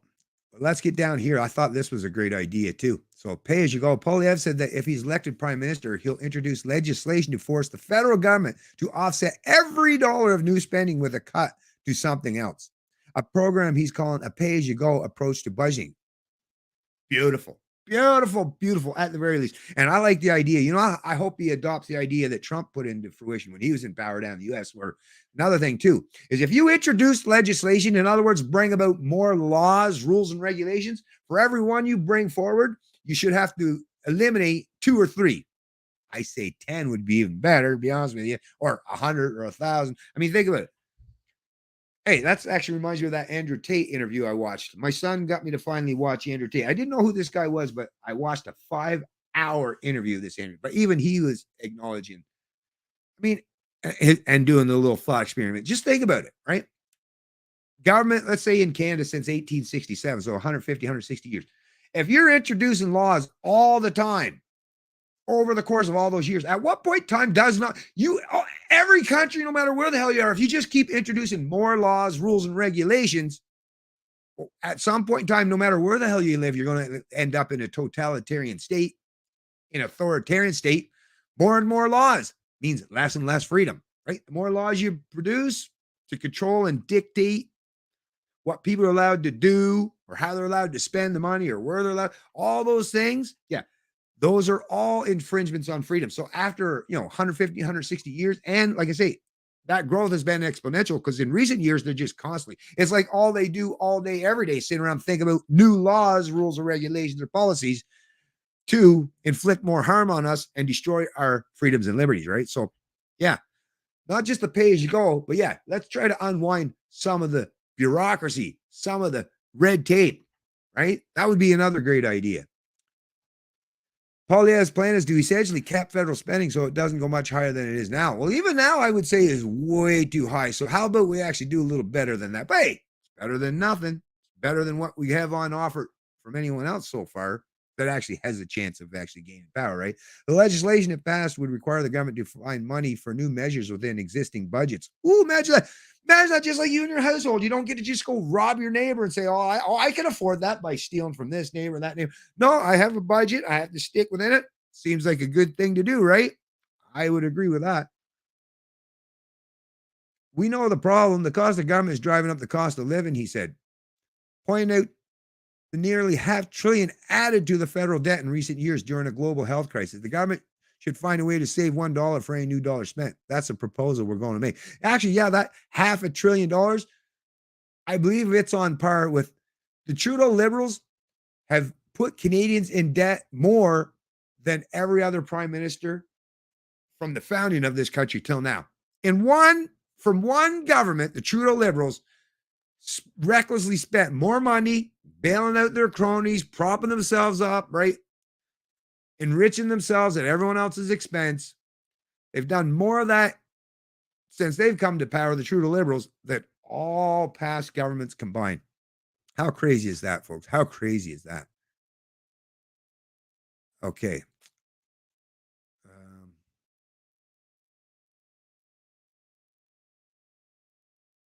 Yeah, so that's good enough for that. So let me just stop that. All right, I'll close that one up. Okay. Oh, and then once again, yes, there's that speech. I'll leave that, let you know about that. Okay.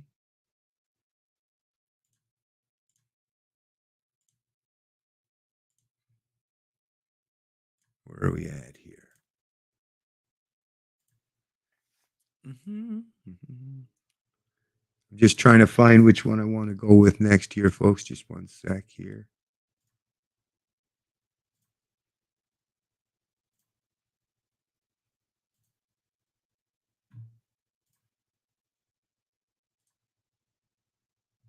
Here we go. Let me bring this one up. So yeah, and then I'm going to get back in. I'll read a few more comments after this. So yes, it's actually a truly diverse bunch of Canadians who are actually showing their support for Polyev already this early on, right? And he's only just won the leadership for the Conservative Party. We haven't even got into a general federal election as of yet. But look at this, folks. Look at this. How Pierre Poilievre is winning new support among young, diverse voters. Observers say Poilievre is drawing in younger voters with canny communications and a simple message. So this is Marina von Stackelberg, posted September 18th, 2022. It was conservative leader Pierre Poilievre's YouTube videos that caught the eye of Joshua Deslandes, a University of Toronto student studying economics and political science. He really inspired me to become a conservative. I just love the message. I loved all the branding. I really just love the Conservative Party, the 19-year-old said during the Conservative convention in Ottawa last week. I bought a membership and I'm really just engaging, meeting MPs, talking to people, and it's just been very fun. Deslandes is one of the Conservative Party of Canada's newest members, a young person of color who says he was drawn in by a positive message about the future. Yes, freedom is a popular message, and it shouldn't even matter what color your skin is, but CBC, that's identity politics, right? That's CBC's thing, right? That's CBC's thing. And here we go again. So we got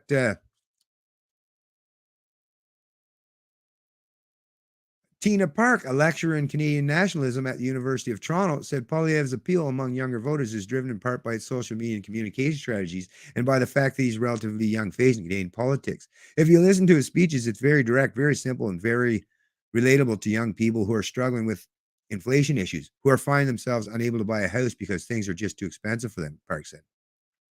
Some of his messages are very extreme, to be honest, but in a way that satisfies a certain appetite among the Canadian public about a change and an alternative sort of vision that could take them forward and help them plan a new future. So extreme.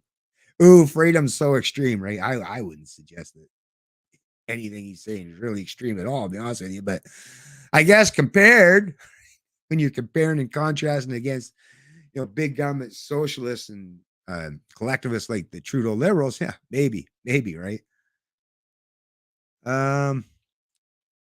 Yeah. Park said that as Canadians struggle with inflation brought on, see, this is how CBC, you see how they do it? It's a little sleight of hand, right? So if you read this, you're still going to get the message in that inflation was brought on by the pandemic and global supply chain issues. Oh, governments and crony corporations and trying to jig the economy, right? And manipulate and central plan the economy. No, that didn't have nothing to do with it. It was a virus, right? A virus, which is microscopic, like a little, tiny little thing, right? That actually you wouldn't even see, right? And it can't speak, doesn't have a microphone. I don't think it has any economic background or central planning abilities, right? But and the global supply chains. Oh, so I guess just the supply chains, they just broke down by themselves, right? Wasn't me. Governments and central banks says, wasn't me. The supply chains, they just magically broke down by themselves. Yeah, don't blame me. But see, of course, CBC is going to interject that kind of message. Even when you're thinking, like even me, when I was reading the article, I was like, that's weird that CBC is actually acknowledging that Pierre Poilievre is getting support from diverse people from different backgrounds in Canada. Well, that seems odd. Well, see, that's how they do it. And if you're someone not me, if you're just an average Canadian, you're like, well, look, CBC's doing pretty good here. I don't usually read them, but look, if it looks like they're doing pretty good and they're seeming like they're being given the other side a chance by kind of being at least somewhat unbiased in the reporting. But oh no, they sneak it all in there. It's just they're very good. It's very subtle. They're very good at what they do. These propagandists, these professional liars, right? These ideologically driven and massively biased thought leaders. Yeah, I will give them props. They're pretty good. They're pretty good. They're skillful. I mean, they've been doing it a long time, so they know what they're doing, folks. They know what they're doing. But then again, so do I, and so do you. So they can still fool some people, and what is that? They can fool some people some of the time. you know how that goes, right? Okay, so what else we got here? Oh, and then look, we got a Muslim down here. As a Muslim, son of an immigrant, we've always leaned towards the Liberal Party. It was just something that felt like home, felt like it represented our values. But I think us as minorities, we have this misperception, a misunderstanding of the different visions that different parties can come to the table and offer. Right now, it's about thinking of the future of Canada and how the past few years have been dealt with. It's quite obvious that not a lot of people have agreed with what's been happening. Well, I would agree with you on that part. As more BIPOC individuals take on roles with the party, the new diversity also helps draw in others, said Adurjo Aleo, Director of Communications for the Association of Black Conservatives. Well, he said from the Association of Black Conservatives. Picking pretty low hanging fruit there. CBC. I mean, he's the director of so a pretty good chance he's a conservative. Probably was a conservative to begin with, right? So, but anyways, said her Aleo, who's basically said her group. What? Who's Aleo? Oh, sorry, that's that guy. So the Aleo must be down here. Okay, here we go. This is another one. Conservative minority communities reaching immigrants. Conservative also have been reaching out to minority and recent immigrants and with policies designed specifically for them. It can be better, but they're putting in that effort. It can be better, but they're putting in that effort and making sure that they're reaching out to as many diverse populations that exist in our regions. In the past, and I don't say this categorically, given the history of the Conservative Party, there's a belief that from the public that the BIPOC community cannot be represented in the Conservative, but we are going into a new era. So still got to put a little negative connotation there, CBC does, and suggest that the Conservative Party was somewhat, I don't know, hostile to BIPOC, Black, Indigenous people. Has nothing to do with the color of your skin. It has to do with the ideas and your priorities and your principles. But skin color shouldn't have anything to do with it, right? It's so crazy, so crazy. Anyways, and then you got Jeff Lang. He once considered himself, so once again, another liberal. He even campaigned for Justin Trudeau when he was in his 20s. Yang, who works on has campaigned for Polyev. He said he's noticed many young people he speaks to are now interested in the Conservatives. I saw this for Mr. Trudeau's campaign when he first ran for Prime Minister. There was a lot of youth support for Liberal candidates. It says to you that this party has a lot of ground level and grassroots support, and it gives it a good shot of winning an election. If you look across the room, the stereotype is that usually it's old white people that are conservative, but I'm seeing a lot of non-white people who are coming to support the Conservatives. Well, it's a good thing that you're now coming around to acknowledging reality. That it's not about the color of your skin or your age. In reality, it's about the ideas and the principles that you hold dear. So, anyways, but I'm just happy to see, even though of course CBC got to put their spin on it, right? But at the very least, we are seeing that yes, Pierre Poilievre actually does have some genuine diversity in terms of what the liberals want to put forth in terms of diversity, in terms of skin color and backgrounds, right? So yeah, even there, Poilievre is seeing some substantial support. So it's all good as far as I'm concerned. It's all good. Oh, and look at this. This here's another one I thought was quite interesting. Let me bring this up. I'll just bring this up real quick. This one won't be very long. Let me. Okay, here we are. So they're sweating. The liberals within the ranks are sweating. They must be seeing some writing on the wall. And as they should, kind of hard to avoid or miss at this point, right? So, of course, CBC News Politics. With Poilievre's victory, some liberal MPs hope party will pivot to the center. One MP says party needs to be less woke. Louise Blouin is who submitted this September 12th, 2022. It's so funny, which I was reading another article where, it was Jagmeet Singh, wasn't it? Or I forget who it was now. I'll have to double check on that. Was saying, it was another Liberal Party member, but woke. I'm not. Oh yeah, it was one. Was it Pierre Champagne? It's one of Trudeau Liberals MPs. Yeah, that Champagne maybe guy or something like that. I think that might be who it was. Is woke. I'm not even familiar with that term woke. What does this woke thing mean? But meanwhile, another Liberal MP, right? Already knows what it's about because they're saying, yeah, we need to be less woke, man. And yeah, definitely. Some Liberal MPs, so not just one, folks, some Liberal MPs So I guess somebody better let that other champagne guy, that other liberal MP, right, know that, yeah, actually it's within your own party. They all know what woke is. What's wrong with you? How come you don't know that, right? Yeah. Oh, he knows what it means. He's just pretending not to, right? Some liberal MPs say the party needs to refocus as it prepares to go head to head against a new brand of conservatives, including being less woke, according to Radio Canada. A handful of MPs spoke to the French language arm of CBC, most on the conditions that they not be named, right? As the party gathers for a caucus meeting in the coastal resort town of St. Andrews, New Brunswick. Poor St. Andrews. It is a great community. It's a beautiful place here in the good old province of New Brunswick, but shame all those lefties had to show up, but it is what it is. The meeting is meant to underline the party's priorities ahead of a fall sitting, which will see a new face leading His Majesty's loyal opposition. Yeah, His Majesty's loyal opposition nowadays, right? With his firebrand style, Paul Evans promised to fire Bank of Canada Governor Tim Macklem. Awesome. As a matter of fact, I'd be just go Ron Paul. Just go full Ron Paul. And the Fed and the Bank of Canada. But I know we're not going to get there anytime soon, doesn't seem. But hey, I'm still liking the idea of firing this central banker who, yeah, all of them were caught. Oh, I didn't know. I didn't see inflation coming. Well, isn't that your job? Isn't one job to do? And you couldn't even see that. Meanwhile, people like myself knew. There were lots of people that knew. Even Polyev pointed out, but no, the central banker, the expert didn't know. Well, yeah, if the experts don't know what's going on in terms of economics and the potential for inflation after you print $500 billion, well, yeah, bye-bye. Like Trump said, you're fired. Trump his ass, right? Apprentice his ass. Okay. Accusing him of failing to rein in inflation, railed against COVID-19 restrictions and the federal government's vaccine mandate for travelers and public service, and vowed to take on the elites. With a new conservative leader making inflation a central theme, some liberals said they believe the economic issues such as the cost of living and labor shortages must be brought back to the heart of government priorities.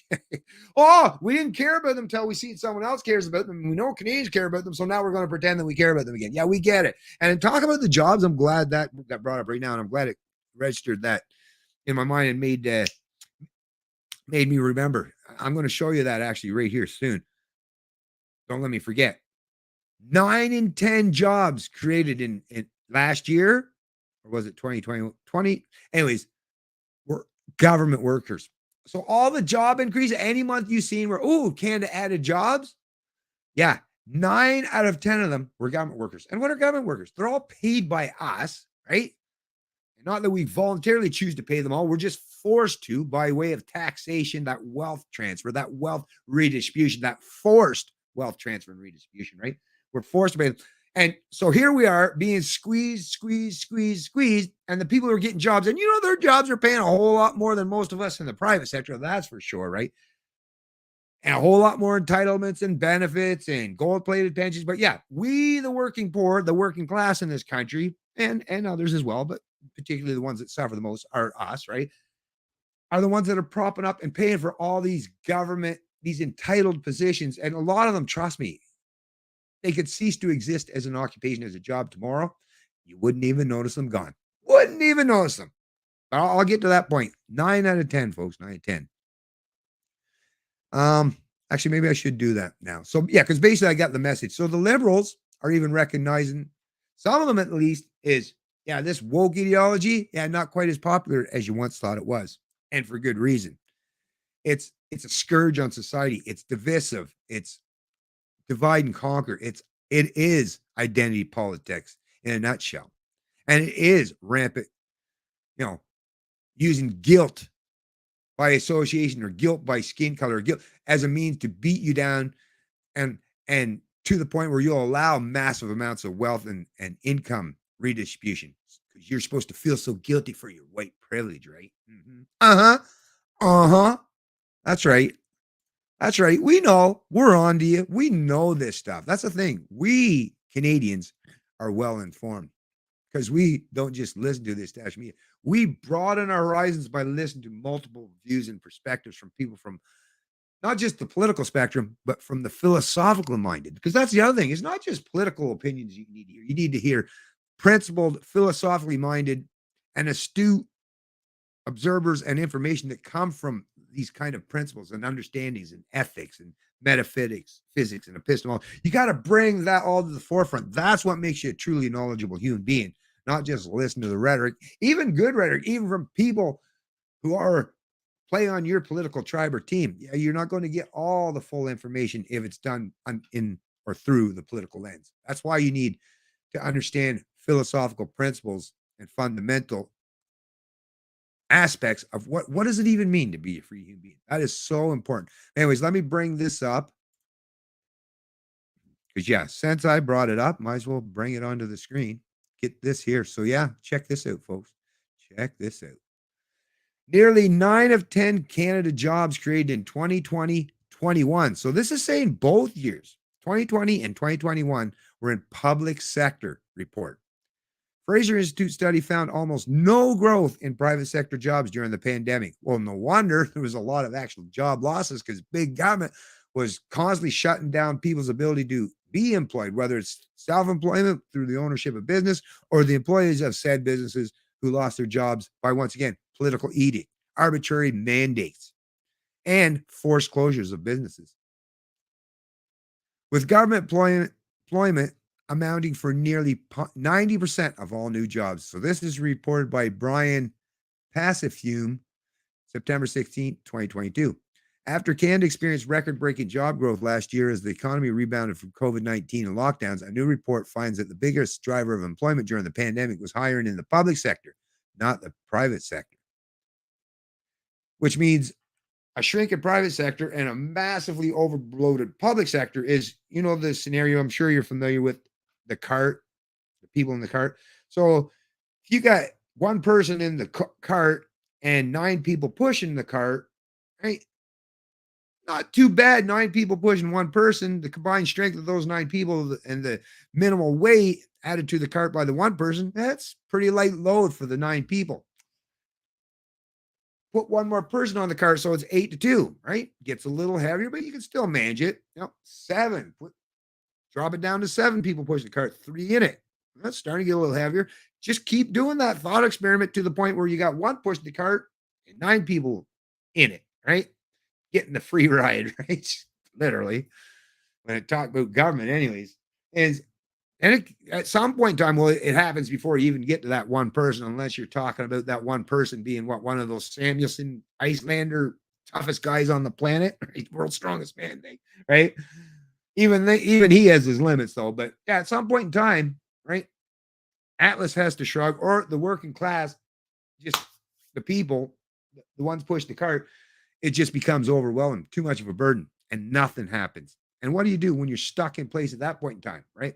It's bad for everybody involved, not just the person in the people in the cart, but definitely the person trying to push it. So, bad idea, folks, bad idea to grow the bureaucracy, big government, right? Once again, that's also creating, I think what their thing is they figure the more they grow government, more people become reliant on government largesse, the more people who will continue to vote for the Liberals. No doubt that's part of their strategy, but it's one that will ultimately fail no matter what. And once again, everybody suffers once it fails.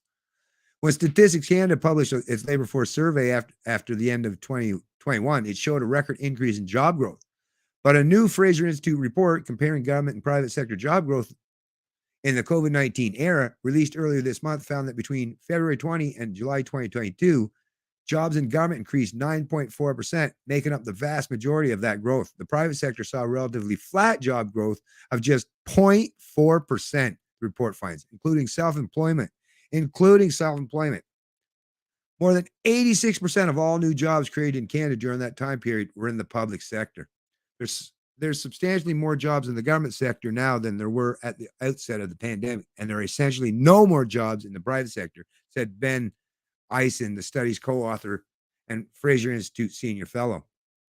Pretty much all the net job growth since the start of the pandemic has been driven by growth in the government sector. The government added 366,800 new jobs during the COVID-19 pandemic, the report says, while the private sector was only responsible for adding 56,100. Adjusted for population growth, the share of workers 15 years old and up employed in the private sector also saw a decline from 49.3% to 48.2%.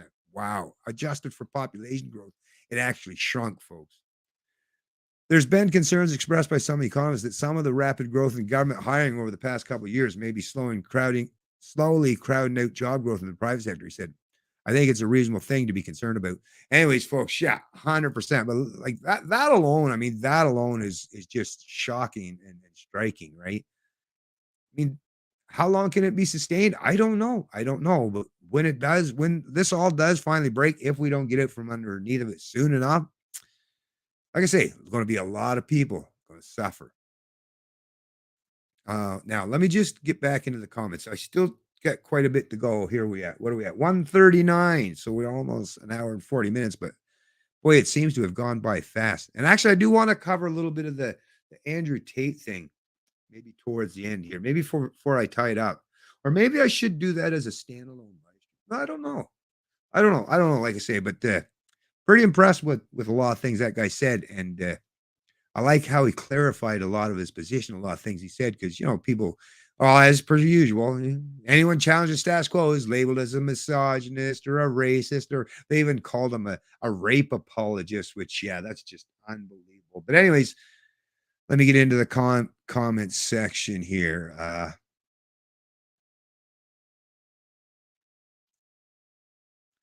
Oh, yeah, there, Dave. Yeah, Artur Pulowski. That's the name. Yes, yes, yes. Yes, I do too, and I'm with you. I really hope so. Although I've been disappointed many times over the course of my life, so it won't be too much of a crazy shocker, I guess, if it doesn't turn out the way we hope. But here's the hoping, right? Hey, Stevie, what's going on, my friend? Hello, hello, hello. Ooh, silver and gold. Is that silver and gold? Nice, beautiful. Gotta like it. Gotta like it. The merging of the NDP and the Libs is not the only problem the Conservative will face. Polyev will realize that most people working for the government are leftists. Oh, you're darn right about that, and with firsthand experience. I'm sure it got though. Yes, that is a major concern. That's something that I've been talking about for quite a while. That's that capture. Once you're beholden to the state, yeah, really hard. Once your paycheck relies on that state largesse or forced wealth and income redistribution, yeah, it's really, really difficult. Really difficult. Well, especially for the ones that are not competent enough to go out in the private sphere, right? Right. The really competent ones, probably folks like yourself got to one. There are lots. Actually, there's a substantial portion of that population that actually some of them would probably work really well, do really well in the private sector if, and of course, this is the big if the private sector actually could compete. See, that's the thing. Private sector and businesses have to function on profit, the profit motive, profits, board of directors. Um, they have a fiduciary duty, whereas government, well, they can just steal from everyone to pay your paycheck, right? Or economically slave future generations, right? So there's that. But anyways, I'm with you there, buddy. I'm with you. Pierre will realize that all he can do is step on the brakes. Yeah, I kind of get where you're going there. I get where you're going there. Um, okay. Scrolling down, man. Dave Hemington. The longer Trudeau takes to call an election, the more he screws the people over, the better chance he will be kicked out of office. There's a chance of another election soon. I hope so. I really hope. I hope you're right in that assumption or assertion. That would be great. I'm sure. Yeah, he's probably hoping that he can still garner enough of that support, right? And he might make that calculation. Who knows? It's not like he's the smartest guy on the planet, right? What do I think of interest rates going up? Well, here's the problem, Stevie. And actually, I'm glad you asked that question. Let me just get this out of the way first. I don't believe that central banks, I don't even think they should exist. I think interest rates should be set just by market forces, right? Just by that invisible hand, or just by the simple fact of what the market requires. And once again, this is all done all day, every day in real time in the actual functioning part of markets, right? That price discovery.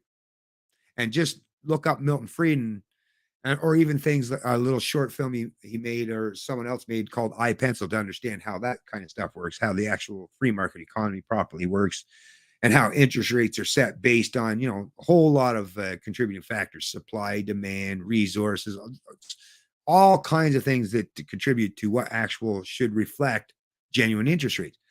problem is today, in terms of when you ask questions like, what do you think about interest rates going up or down, is these are all done by mandate, by edict, by arbitrary decisions, by central planners, by central bankers. So in this current environment, I understand the reasoning behind it, but I also understand that these interest rates, they will benefit some, right? So if interest rates go up, they will benefit, they will crash the housing market. But once again, it's just picking winners or the losers in the economy, right? So some people that were benefiting from interest rates being at rock bottom. So, if someone is older and well established, here's the thing. So let's use two scenarios. Let's just think of a relatively well-off boomer who got in on the housing market very early on, decades ago, and maybe have bought multiple property since because it's been this constant speculative increase in the valuation of those homes that they then use that pretense of capital or of equity to then buy another house and another house and another house to the point to where they maybe have dozens of homes, right? And now they're basically rent seekers, right? They just want to live off of everyone else without actually doing anything, just using the system as a means to benefit themselves at other people's expense. Now, to them, if the interest rate goes up and they have to sell those actual homes at a lower price, at a lower valuation that real people need to, so they can live in an actual home, good for the young people, good for those who will benefit from it, right? But then think about the poor sucker or the schmuck that dip their toes in the water buying a house because they just wanted to buy a house. They just wanted to own a home, which most people do, right? But they bought in at the bottom of the market, and now all of a sudden it's going backwards. Now they're all of a sudden underwater, right?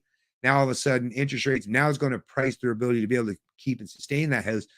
That's going to be very hard and detrimental. Let's say maybe that's just a young millennial family that's just starting to build a family. That's going to be terrible for them. So once again, it's not a one size fits all thing where I can say it's good or it's bad. It's going to be good for some people and it's going to be bad for some people. But once again, this is the problem. The problem is you got to look far enough back and look at the macro picture of the fact that there's central bankers, right?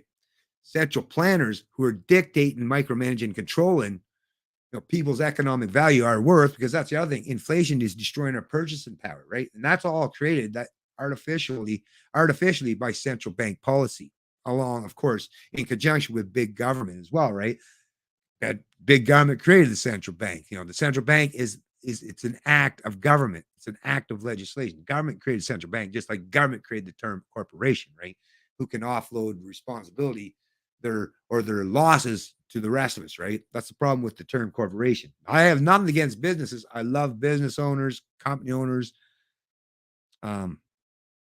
farmers, corporations, though, and unfortunately, most people today, you have to incorporate. Hey, when in Rome, I get it. I totally get it, right? But yeah, in terms of the interest rates going up,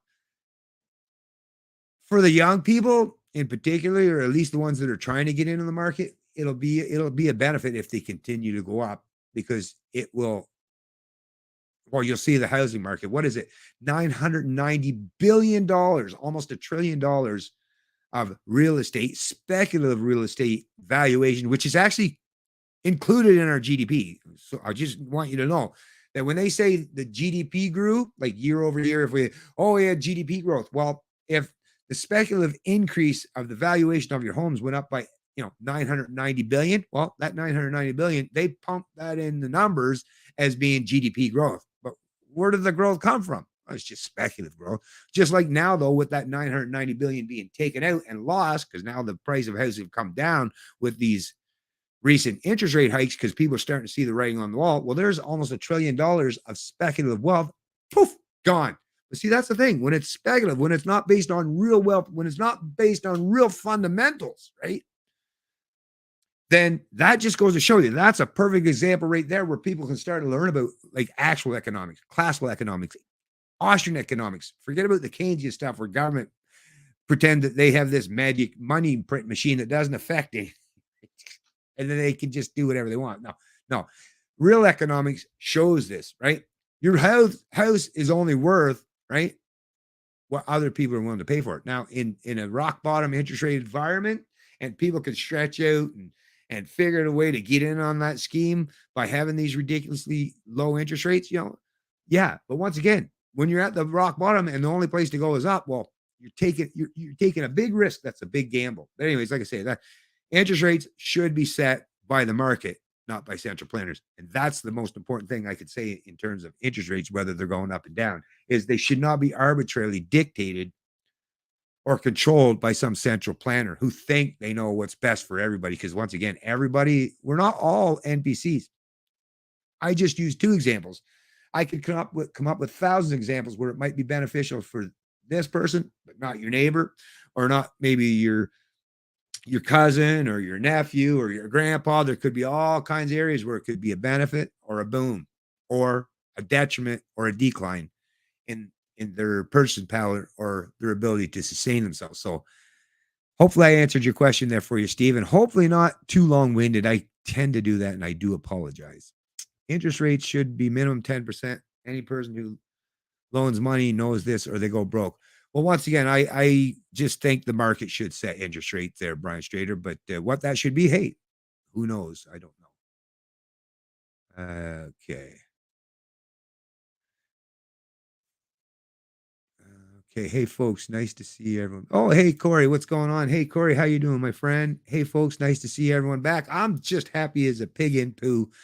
I'm seeing some of them, the great peeps that I'm so used to seeing in the past. I'm so happy to see you folks came back and for this stream. And like I say, wait till the fall. Wait till the fall when I get back into this more. And like I say, there's going to be a lot to cover by the time that comes. Who knows? Who knows even what's still happening? I don't even want to say anything about the whole COVID thing, but is Trudeau, are the authoritarians done with this? Right?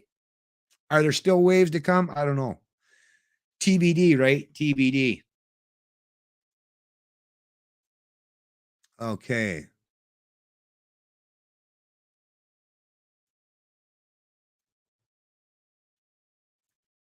I spent $390 for 1 week of groceries for 3 people. Oh, I know, Brian. Groceries are horrendous. Me and my wife have been doing our best to try to offset a lot of that cost. Well, at least in terms of produce, because produce has gotten crazy. Well, everything's gotten crazy. Heck, even to buy a jar of mayonnaise, it's like, what the? $10 almost for a jar of mayonnaise? Are you freaking kidding me? Anyways, yeah, don't even get me started. And I love bacon, and bacon's just, anyways. But yeah, it's horrendous. It's horrendous. And I mean, what's any more of a staple to human beings than the food we eat to sustain ourselves, right? It's a shame that we're being squeezed like this. It's terrible. And it's a direct consequence. Not like it's all of a sudden more expensive. It didn't become all of a sudden more expensive to grow any of the foods or to produce any of the foods we consume. Matter of fact, through modern efficiencies, things should be always going in the opposite direction, right? As you increase your efficiencies, prices should constantly be declining to reflect those increases in productivity and efficiencies. But that's not what we're seeing. It's the exact opposite. The world is literally run upside down when you're talking about economics, but it benefits some people. That's the thing. For us, it's not a benefit. But if you're part of the connected class, these elites, these central planning types, these collectivists, they are benefited. But once again, that comes at our expense. The price of gas is going down because the USA are using their emergency supplies. Unless they start drilling, it would be ugly in a year. Yes, some supplies were definitely brought to the table, and even some of the OPEC countries has agreed to bump up their production, not by large amounts, but enough to help offset some of the increases in that cost. So there has been some small changes, and like you're saying, that will reflect these decreases in the prices. And there's also the idea that they're probably trying to do it to kind of help Biden out, right? If you can bring the prices of some things down, but like I say, the problem is I worry about the fact that as we get further and further away each time. So think about how many times the energy prices took a big jump or a dip. I mean, you go back to 2014. I mean, since the financial crisis, right? Think about how many times that exponential rise in prices, and then they came down, but not down back to where they originally started, right? Come down some so that people are like, oh, finally some relief. But they don't come down all the way down, then they go up again, right? And people are like, oh, no, it's too much. But then they come down again. And once again, we're in that position again where it's like, oh, it's so nice to see gas, let's just say here in New Brunswick, getting down to like $1.60 a liter. Wow, that's way better than $2.20 or $2.30, right? Or no, it wasn't quite $2.30, but $2.20 something. That's way better. But then what? Do we all of a sudden become comfortable? This is a problem with that boiling frog type of approach. Now are we supposed to become comfortable with, oh, well, if I can get my gas at $1.50 a liter now or 60, oh, I'm doing good. When in reality, no, you're not. Not if you compare to just, short time ago, a few years ago, right? That's the craziness. I mean, there was a time when the market actually crashed where the Canadian oil was it I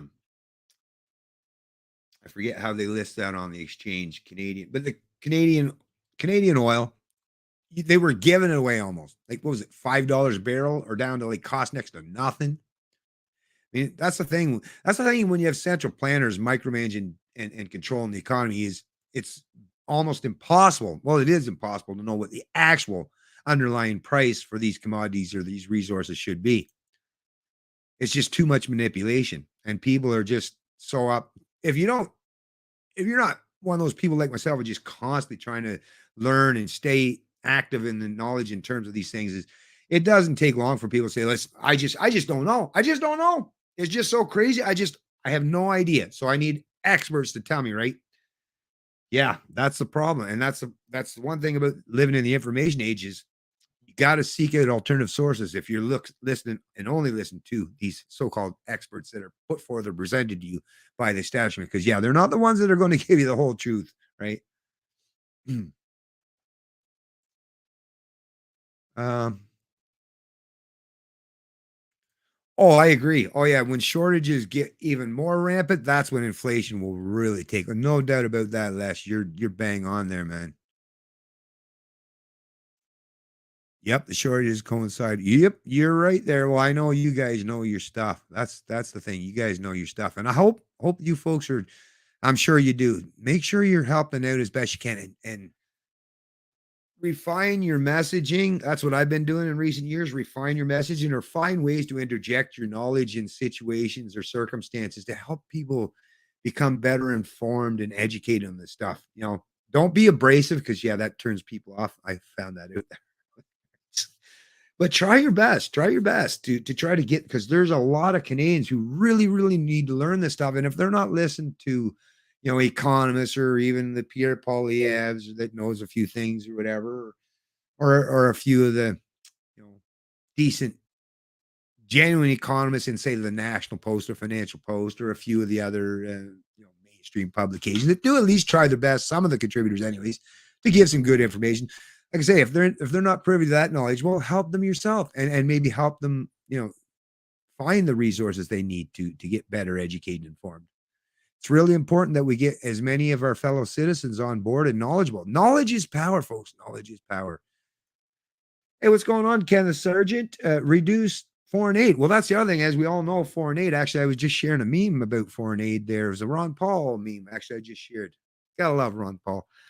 Oh, speaking of Ron Paul, I got this book here. It's been a while. I've been meaning to buy it for a long time, and I actually finally did break down and buy it. A few folks want to read a really great. I mean, I've got tons of great articles, but the one of the main men that helped put me on the path to trying to learn all this information, all this really important information that has served me so well, and I believe will serve the rest of society and humanity too. If you learn this stuff, is Liberty Defined: 50 Essential Issues that Affect Our Freedom.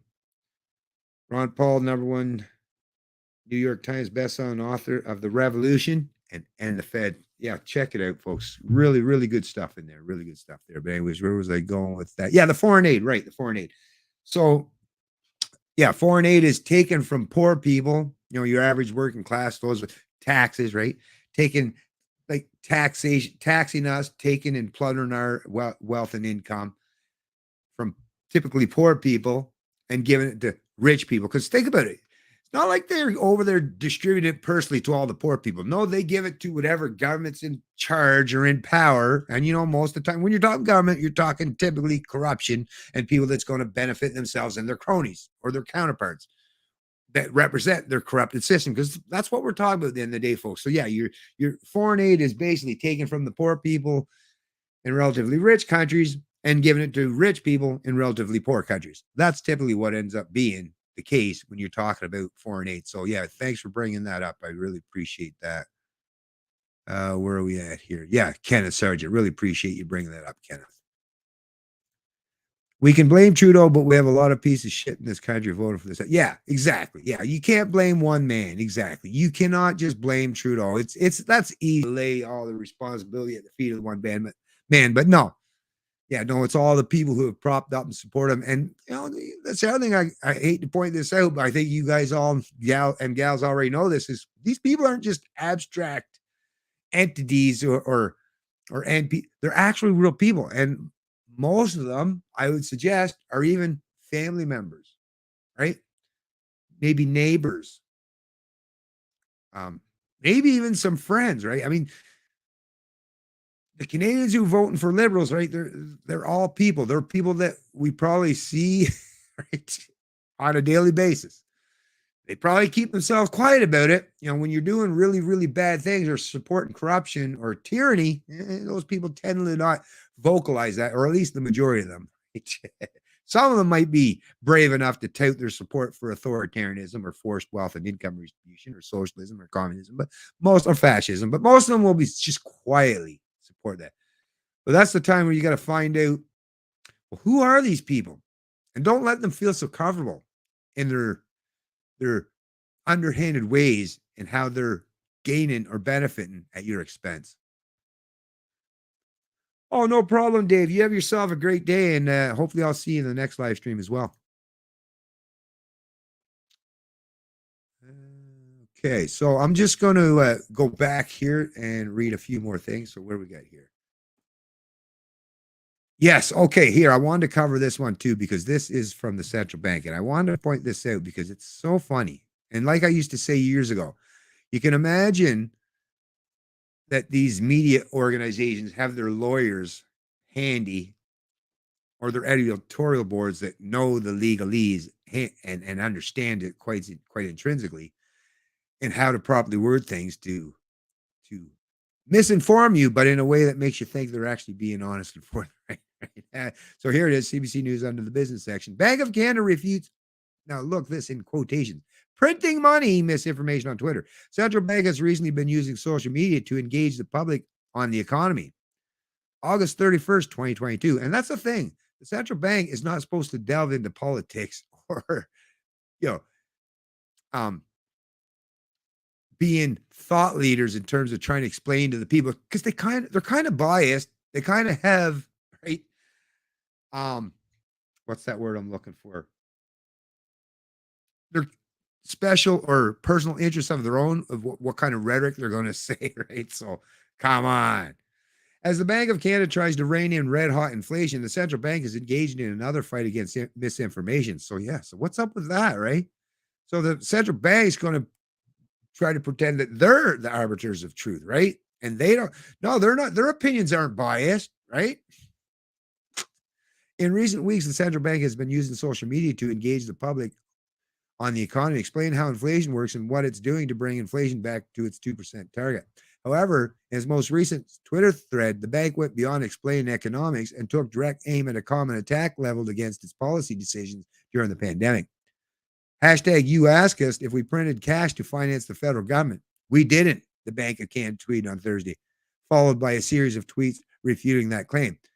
If we printed cash to finance the federal government. So, I mean, right there, it's just the wrong question, right? And of course, they're going to run with that question. They probably waited to get that specific question. It's like, oh, I can answer that and I can distort it and I can seem like I'm coming across honest, which in a way he is, but you're answering the wrong question. So, no, they didn't print cash per se. As we know, most of the money, when you're talking about governments and central banks, it's all done digitally on a computer screen, right? Even if you go to get a loan at the bank to buy a car or a truck or even your house, you know darn well there's not a print and press in the back of the bank or at the central bank even that's that's there. It's like, okay, turn on the print and press right now. That's not how things are typically done. No. Perfect example for you in the bank when you go to get your loan for your car or your house is just digits on the screen. Here. Oh, who's going to be the recipient of this money? This newly created money. Oh, this person. Well, we're just going to print on the screen or make it payable in a check form on a piece of paper to the tune of the sum of whatever, $100,000 and then they go and they cash it. And usually they don't go and take the cash out themselves, right? Very few people, when they sell their house, say, "Oh, I'm going to take that cash out." No, they just, once again, use electronic, whether they buy it on a credit card or a debit card, or transfer that wealth by them to maybe in another new house. So now it ends up in a check or in as digits in the screen on someone else's bank account. So no cash was actually printed during either of those transactions at all. And it's the same for central banks. And in particular, when you're talking about buying and purchasing government bonds. And what is a government bond? But a representation of everything that we produce and provide in terms of wealth and economic growth in society, because we're basically like the tax chattel. It's like a farmer selling milk from his cow. We're the cows, and what we produce is the milk, right? So they're using whatever milk they're going to squeeze out of us as we labor away for the next, let's say, year, 10 years, whatever, and create these bonds, and people are buying it up, and the government saying, "Oh, they'll be so productive. We'll create enough extra wealth that we'll give you back even a little bit more of that in terms of an interest rate on your bond, on your government bond or your corporate bond," right? So no, there was no actual cash created during those transactions either, right? A government, or I mean, a central bank buying government bonds, and no cash needs to be printed at all. Those are just numbers on a screen and ledgers, right? In terms of, we took a certain amount of wealth from here, or created a certain amount of wealth, and put it over here. And once again, no cash was actually created during any of those transactions. So is he being honest? Well, yeah, but he's answering the wrong question. If he was truly wanting to be honest and forthright and educate and inform people, probably he would have said, well, no, he would have explained it like I just did, right? But no, they're just extremists. They're just conspiracy theorists, I guess, is the message they want to send. All these people that just say we're printing money, these guys are nuts, right? That's basically the message they're trying to send, which is very political, obviously, and very deceptive, and should be true representation of what this misinformation. Like, if this gets posted to any on Twitter, there should automatically be a disclaimer of, "Oh, misinformation here." But no, you're not going to see that. You're not going to see that. While central bank officials normally hold speeches and other events to communicate their thinking and to set expectation, Laval University economics professor Stephen Gordon said its audience has traditionally been smaller than it is today. And that's another thing too. Think about all the experts they use for in terms of economics, right? Or social policy, or even during the pandemic. They're all university professors. Well, not every single one, but the overwhelming majority of these experts are university professors. I got nothing against a university professor per se, but there's a big difference between someone who teaches practical stuff in a classroom setting that doesn't actually genuinely function in the real world economy, or has a job that actually relies on market forces per se. No, because the government is so actively involved in education and student loans and debts and all that stuff that they can continue to prop them up by that very model. Whereas a genuine economist that functions in the private sector, that not only speaks fluently in the language of economics, but actually has real proof to back up their claims in terms of what kind of wealth they've produced and provided themselves, right? But no, it's always university professors. So that alone just tells you it's the academic class. It's all these so-called experts. It's these central planners. It is truly the elites who are now the thought leaders and massively misinforming the public. And that's an absolute detriment and shame, because especially when you're talking to universities, they're supposed to be the places where you go to actual gain knowledge, but they're just getting a tremendous amount of propaganda with a little sprinkling of knowledge here or there, if it's conducive with the current paradigm and the current system. The only people who pay attention are insiders and market experts, and that's usually the only people they have to talk to, Gordon said. So here's what the Bank of Canada, here's what their tweet was. You ask us if we print cash. We didn't. Keep reading to learn how we support. Like, great answer. What a great explanation. Keep reading to learn how we supported the economy from the shock of the pandemic. Canadian, and it's keep reading what? Okay, well, I guess there must be more tweets. Today's high inflation environment and the politicization of the central bank has led to a wider audience, with more Canadians concerned about rising interest rates and the high cost of living. Alongside the heightened interest rates has also come a level of distrust of the Bank of Canada's operations and a misperception that it printed money during the pandemic. So once again, they're just using the wrong words so they could try to persuade you that they didn't create this kind of inflationary environment that we're currently experiencing. And even when they say, oh, well, there's other countries too. Well, yes. And if you look at it, all those other countries did the same thing, right? Arbitrarily created new money from nothing. And when there's more and more money chasing the same amount or even a smaller amount of goods, well, yeah, that's kind of how inflation works. That's kind of economics 101.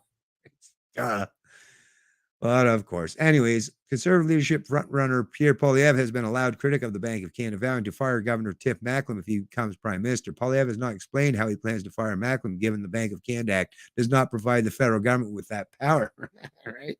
Well, if the government created that act and the government defined what kind of powers within that act, well, can't the government once again reword that act? Right? It's an act of legislation. So just because the way that act is currently implemented and understood isn't probably worded to give the government that power. Well, it's not like the government can't create new legislation or tweak existing legislation. That's kind of the point of government. That's what they keep telling us. That's what they told us throughout school. Is government creates laws and acts and acts and of legislation and policy and bylaws. And so hello. Or, well, we can't do it. I guess our hands are tied, right? Well, oh no, you can do whatever. Pierre, he just needs to have a majority. He just needs to, meet a certain threshold to change that legislation. But of course, they're not going to explain you that at CBC. No, it's basically impossible. He's also repeatedly claimed that the central bank printed money to finance federal spending and therefore cause inflation. However, the Bank of Canada and economists say that's not what happened. There's always been this expression of the bank printing money whenever they engage in these kinds of policies, but it's not actually what happens, said Jeremy Cronick, director of monetary and financial services research at CD Howe Institute. The policy Cronick refers to is quantitative easing, a measure the Bank of Canada attempted to explain in a series of tweets. So let's hear how they try to explain quantitative easing, shall we? We bought existing government bonds from banks on the open market. Well, the central bank, how did you buy that central bank? Oh, by creating money, right? Now, you didn't print it. It just, once again, exists as numbers on a screen. So I guess you can say that, but you created money to buy existing government bonds from banks. So we're already seeing that, yes, they bought existing government bonds. Why? This helped unblock frozen markets at the start of the pandemic. It let households, companies, and governments access funding when they really need it. One of the tweets said, so we did not print cash to pay for the bonds, the thread went on to say. So there, see you go. See how that quotation, see how that is? That's really, really important. We did not print cash to pay for the bonds. Well, duh. He's being, actually, that's absolute honesty. They did not print cash. No, they, like I say, they created digits on a screen to do that. So it's still inventing money, whether you print it in actual cash, tangible form, or it's just digits on the screen. But once again, see how they play that game? See how they mislead and misrepresent? Tell you, some of these folks could be magicians. They're really, really good at being deceptive in plain sight, right out in the open, right? And what they rely on, how they can get away with doing this, is they know and they rely on the fact that most Canadians are ignorant to the kind of knowledge that you or I have. If Canadians, on the other hand, were as knowledgeable as you or I, which we really should help them get to be, they'd be able to pick up on this stuff just like you or I. And that's what we need, folks. That's what we need.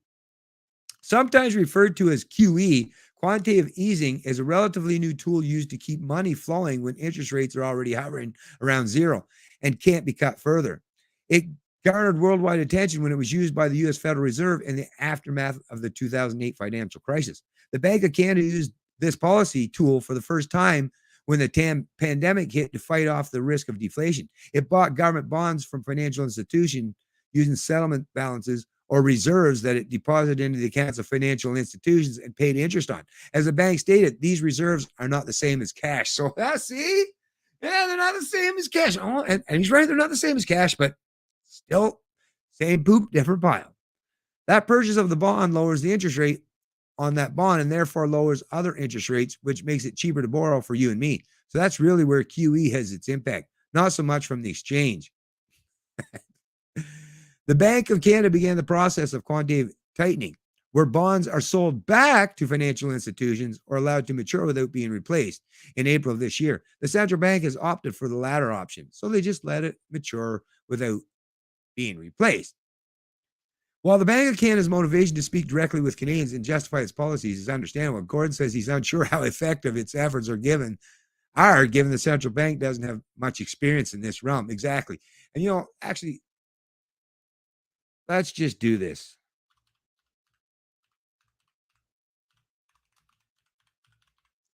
Okay.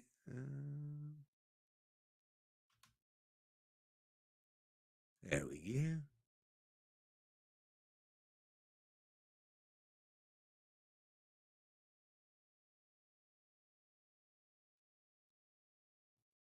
Okay, so let's go to Investopia. They get a description for.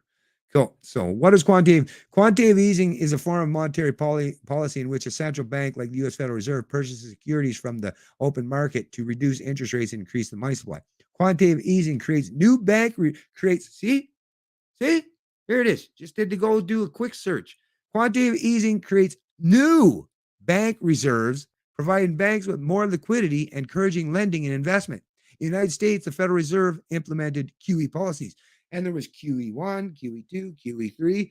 And I got to tell you, even when our banks were bailed out, and don't think I forgot, folks, when they were saying this is the first time the central bank. Well, listen, Canada got bailed out, all of our banks, to the tune of $114 billion by some of this particular kinds of schemes. And just because they only reported on it once and never talked about it again, and it basically pretended that it didn't happen, well, you and I both know that it did. But yeah, I'll include this. Well, actually, no, all you have to do is search up quantitative easing, actually, and you'll find that. But so there they are trying to suggest that they didn't print money when in reality, they printed digits on a screen. They created money. Oh, so let's not use printing. They just created money out of thin air. So isn't it basically the same thing? Printing money, right? Or creating money out of thin air. So whether it actually is in the physical form or created it out of thin air and it ends up on a ledger on a screen, it's still artificial. It's still not real stuff. Still not based on any underlying fundamentals, right? That's the major takeaway that everyone should take. Anyways, let me close that up. Once again, all these articles will be in the description of the stream below. How far are we into this? 2:16. Okay. Wow, I've been rambling on a long time there, folks. I'm just going to scroll down to the bottom of the stream. And actually, like I say, I got a lot of stuff to cover, but I know these streams, I just go on and on and on. Really, I should break them up. That's why I'm going to be so happy to get to doing my regular things, because I know this is doing it like this, I know is a whole lot to cover in one live stream. But one thing I've always said, and I'll reiterate here now, feel free if you want to take and cut out snippets of my live streams if you want, and I give you total permission to use portions of my live stream. Don't misrepresent me, you know what I mean? But if you need to, if you just want to use it for information purposes to share with others, feel free to download a copy yourself and cut it up into snippets, and maybe use those snippets to share around to people if you want. I would like to do that too. I just don't have the amount of time. But if you feel it's something that you can do, you're efficient at doing that and editing, like cutting it up into snippets, like I say, feel free to do that. Of course, for the right reasons. Not as a means to try to misrepresent me or anything, but like I say, it's I provide this information and do these things to try to help educate and inform my fellow Canadians and anyone else who's willing to listen. So like in any which way that you could possibly help me and do that, and if it benefits you, well, that's a win-win as far as I'm concerned. But I did just want to ask if you folks, maybe a couple of you just want to answer in the comment section. I've scrolled down to the bottom of the comment section. Would you like me to continue on for a little while longer, or would you like me to tie this stream up, seeing as how we are 2:18? We're already 2 hours and 18 minutes into it. And of course, I can always cover the rest of the stuff at another point in time, right? Actually, let me bring this up real quick while I'm waiting for you guys to answer in the that question, because there's a lot of Canadians that still, it's like, would you just deal with reality? I get it that maybe at some point in time in the past, it might have been working okay, and maybe it was decent, But we all know how the private sector, when you bring about a socialist system, for the first decade or two, because most of the people that functioned in the system came from the private sector, because there no public sector existed before that. So we're talking about in particular the healthcare fields. Is doctors in the 50s and 60s, or when these socialist healthcare systems were first implemented or brought to fruition, there's probably good outcomes regardless, because you had people that were already competent, already had the right mindset, already had the proper understanding of things, that were providing the services. Just because someone else took over the service, just because government took over the service, right? The doctors still had the competence, the nurses, the orderlies, the staff, the support staff, the administrators, they still had the competence to do their job. But as these socialist systems become more entrenched and generations and generations or decades go by, well, we see how they constantly slide into, well, government using force as a means to an end.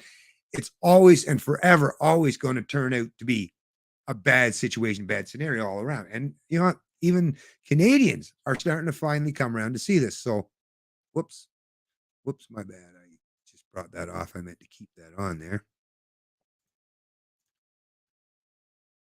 Okay. Share. So once again, here we go. Canadians, this is under the health section. Canadians less satisfied in their access to health care than Americans poll. 15% of Canadians satisfied with access to care, while 29% of Americans satisfied with access poll find. So double the amount of Americans are happier with their healthcare system. And this is after 2+ years of COVID and all that craziness, right, that went on. And of course, the states are so varied in terms of, like, some of the states they were just like Florida and Tesla's places were just basically free all the time. So there's going to be a disparity in terms of the outcome, even there, in terms of state by state, right? But even with all that, even with the bias, like in places like California, New York, Americans are still much happier than Americans, or many more Americans are much happier with the healthcare system than Canadians. And for good reason. Terrence Graham has been waiting anxiously for weeks to receive urgent CT scan results after experiencing noticeable swelling in the back of his head that gave him blinding headaches. The 55-year-old Canadian Forces veteran, who lives in Laird, Ontario, about 40 kilometers southeast of Sault Ste. Marie, said he was checked out by a local emergency department on July 27th. Not only did it take nearly 3 weeks to get the scan, he says he's since been unable to get the results. The findings of a new Angus Reid Institute poll conducted in Canada and the U.S. in August suggests Canadians are significantly less satisfied with their access to health care than their American neighbors. Graham is not surprised. It's a sad state of affairs if that's the common belief that we have as Canadians now. He said, that's the belief that I have right now. And we struggle to access healthcare access in Canada versus U.S.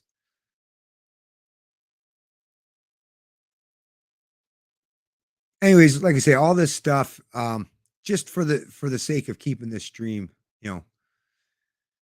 shorter than like the Andrew Tate interview of 5 hours. I'll just let you know that all this stuff is linked in the description below, so you can learn all that information for yourself if you want to. Okay. Let's close that.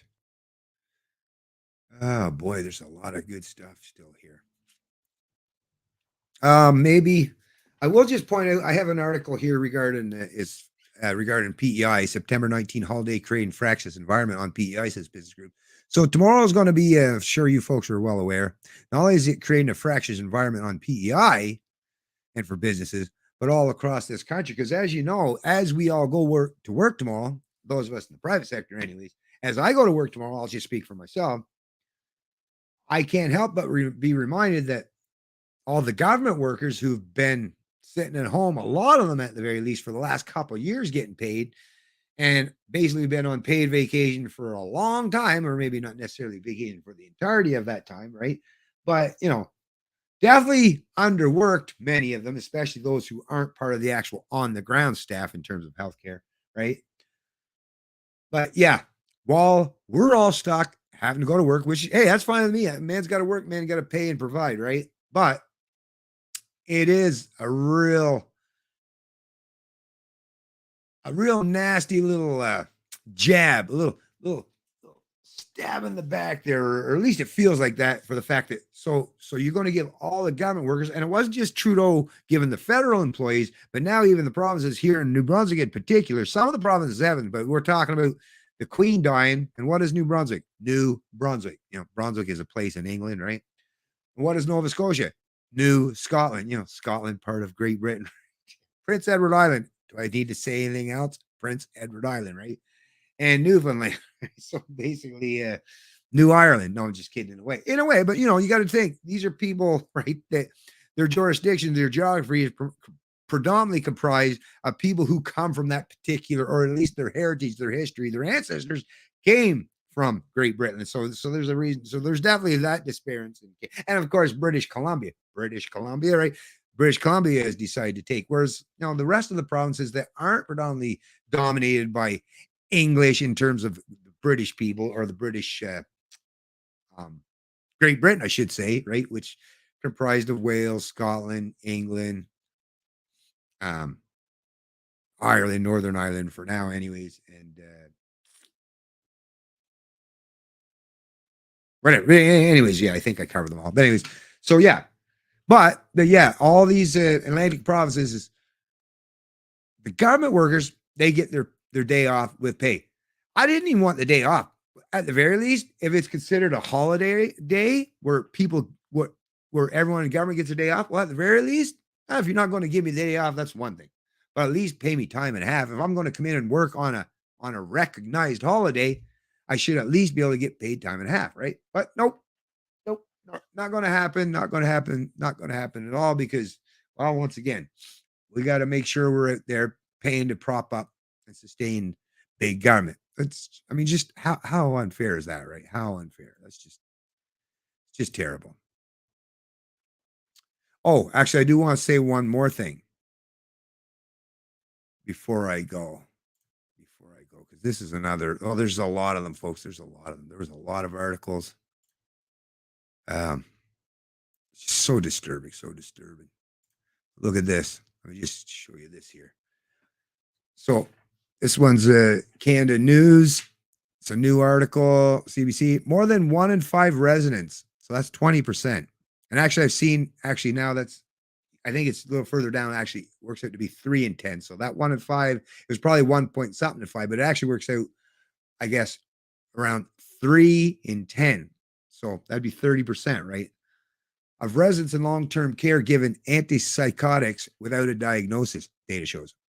Medication is intended to sedate and used to combat behaviors like wandering and insomnia. So, yeah, didn't have enough staff in the facility to take care and deal with the situation, or allow people to maybe take some of their people home with them, right? Or something. There's all kinds of ways that we could have helped, the poor and the vulnerable people in these situations or these settings. But now, what did government and what did a lot of these institutions choose to do?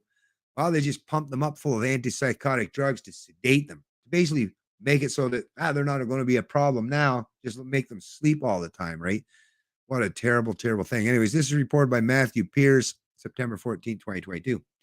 When Laura Pinto moved her father to a Windsor, Ontario nursing home in 2017, she says he deteriorated from someone who had dementia and memory issues into a zombie. The change was the result of a cocktail of drugs, according to Pinto, that included Haldol and Seroquel, antipsychotic medications traditionally prescribed to control symptoms like hallucinations or delusions and the behavior that results from them.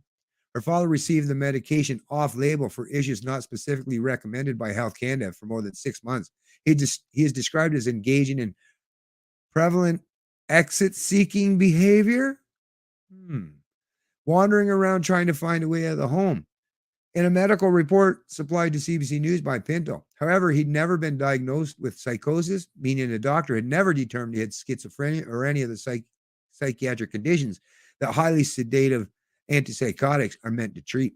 Robert Pinto was just one of tens of thousands of residents in Canadian long-term care homes without a psychosis diagnosis that have been prescribed antipsychotics, a number that has been increasing since the pandemic began, according to data from Canada's Institute for Health and Information.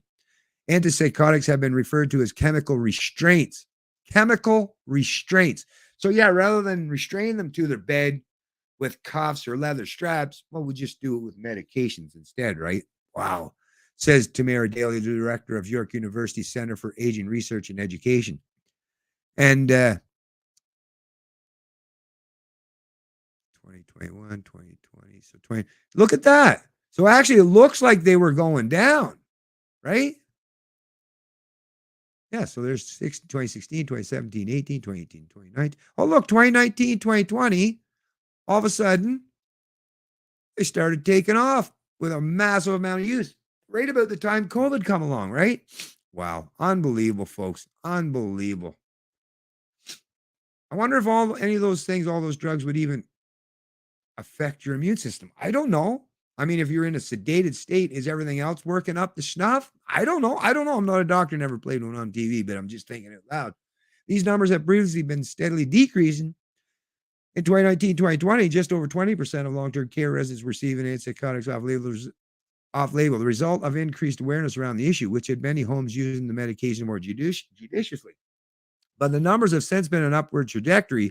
In 2021, 22% of residents were receiving antipsychotic medications while having no clinical indication of their necessity, according to CHI. Preliminary statistics for 21-22 show that this trend has continued, reaching 23.9%. These statistics are quality indicators, Daly said. When we see an excess amount of prescribing for antipsychotics when there's no clinical reason or disease state to be prescribing it, that would be a flag, she said. It's often an indicator that people in the homes are being managed chemically. Potentially inappropriate. Anyways, folks, I won't read too much more of this, like I said, but I will point out, and it might be within this. I was listening this to on the radio actually, and that's averaged out that 20 to 30%. Some places it's even much higher because that's how you get averages. Really high rates, really low rates, and you find somewhere in between. That's your average, right? Depending on you're talking about mode, medium, or mean. But yeah, here's an example. Quebec, for instance, reports that 40 to 60% of long-term care residents over the age of 65 take antipsychotic without having been diagnosed with sick and receiving additional doses for a reason unrelated. So 40 to 60%. Think about that's four to six out of 10 people in Quebec. And I remember hearing, because in New Brunswick, I hear the news mostly for New Brunswick, and that might be in here as well. But I will say in New Brunswick, I heard someone say in some facilities it was as high as 70%. Wow, right? Wow. So, like I say, all this information, it's all right here, folks. It's all right here. Feel free to check it over, look it over. Yeah, they're pledging billions for long-term care. Just throw more money at it. That's going to fix the problem. Well, that just means you have more money to buy more drugs, right? To sedate them. So, anyway, so that's that article. Disturbing, I know. But let me get down there and see what you folks are saying. Dang, I'm 2 hours late. Hey, Bennett. Hey, Rika, it's all good. It's all good. I'm surprised I'm still going, actually. So at least there's that. You get to enjoy a little bit of the stream. But thanks for joining there, Annika, Rika. I really appreciate that. Long time no see. And just to let you know, I'm going to be getting back into doing these much more on a regular basis, and probably even the standalone video things as well. Within probably a month or two. I would say no longer than a month or two, and I should be good to go. Okay. Christ, psychosis leaves its victims unable to cope with reality, folks. It creates imaginary friends or foes and irrational belief acceptance and use, quickly becoming a detriment to society. Hey, thanks for pointing that out, Zangari RC. Really appreciate you joining the stream. Dementia untreated also turns you into a zombie. Okay. Awesome. I'm less productive when I'm online. Right. I am not too surprised to see you show up here. Usually our host speaks for hours and I get a lot done listening on my earplugs. My kids stopped asking what I'm listening to. Okay, that must be a conversation you folks are having amongst each other. But oh, here we go. I see something about libertarians. Libertarians should be more concerned about dissolving the monarchy rather than trying to destroy secular democracy. Actually, I'm an equal opportunist in terms of not having rulers of any kind. I will just point that out. Zangari is, yes, the monarchy. I don't believe in having rulers in terms of kings or queens or princes or princesses. And I don't believe in having rulers in terms of prime ministers or premiers or MPs and stuff as well. So like I say, I'm an equal opportunist. My thoughts and my principles as it pertains to freedom, individual freedom and liberty is completely and utterly universally consistent. I don't believe in rulers of any kind. I am a genuine libertarian who takes the underlying fundamental principles and premises and ethics of what it means to be a human being, and I don't leave no exceptions or exemptions for anybody. Nobody gets to be my ruler. Now we can have leaders. There's nothing wrong with leaders, but a leader can't force or impose themselves on me, right? A leader means I have to voluntarily choose to follow. That's kind of the point of a leader, right? That's actually the difference between a leader and a ruler. I get to choose whether I want to follow a leader. I don't get to choose having a ruler when you're talking about whether you're talking about democracy or a monarchy or a dictatorship or a oligarchy, right? Government, statism. It is the belief that some people in society have the right to rule, to basically own and subjugate others at their whim based on their edict, to socially and economically control and dictate the value of a person's worth. I don't believe in any of that, regardless of where it comes from. So, yes, I understand what you're saying. I hope you understand what I'm saying. No problem, Stevie. Thank you for joining the stream. I really appreciate it. But anyway, so yeah, I'll probably libertarians will destroy your. No, not really at all. I want you to have, matter of fact, even though you say that, Zangari, I want you to have the best health care that you could possibly be provided. I have no underlying yearning to cause anyone any harm. Matter of fact, because if I seek to cause people harm arbitrarily or for no just reason or cause and not in as a means of defense, and there's always the retaliatory effect of that. So to keep most retaliation and force at bay and not seeking me out, I treat people with dignity and respect, and I don't wish any harm on anyone except those who wish to do harm on me or those I care about. So, anyways, once again, that's just me being consistent as I typically do. Unless my wife limits me to 2 desserts, then I may cry. Anyways, folks, once again, I really appreciate all you fine folks. Oh, I see Tony's Coffee House. Keep going, bro. Well, really appreciate that. You're a trooper, Tony. You're a trooper. One of these days, maybe I'll do a 10-hour live stream just to see how many of you folks could handle it and see if I can handle it for that much. Right? No, just kidding. But no, I really appreciate your thoughts and opinion on this. And once again, I'm half tempted to go for a little bit while longer for you folks. And of course, because I'm really happy to see Anarcha Rika has joined the stream too. Status love their sick care. Yeah, they sure do.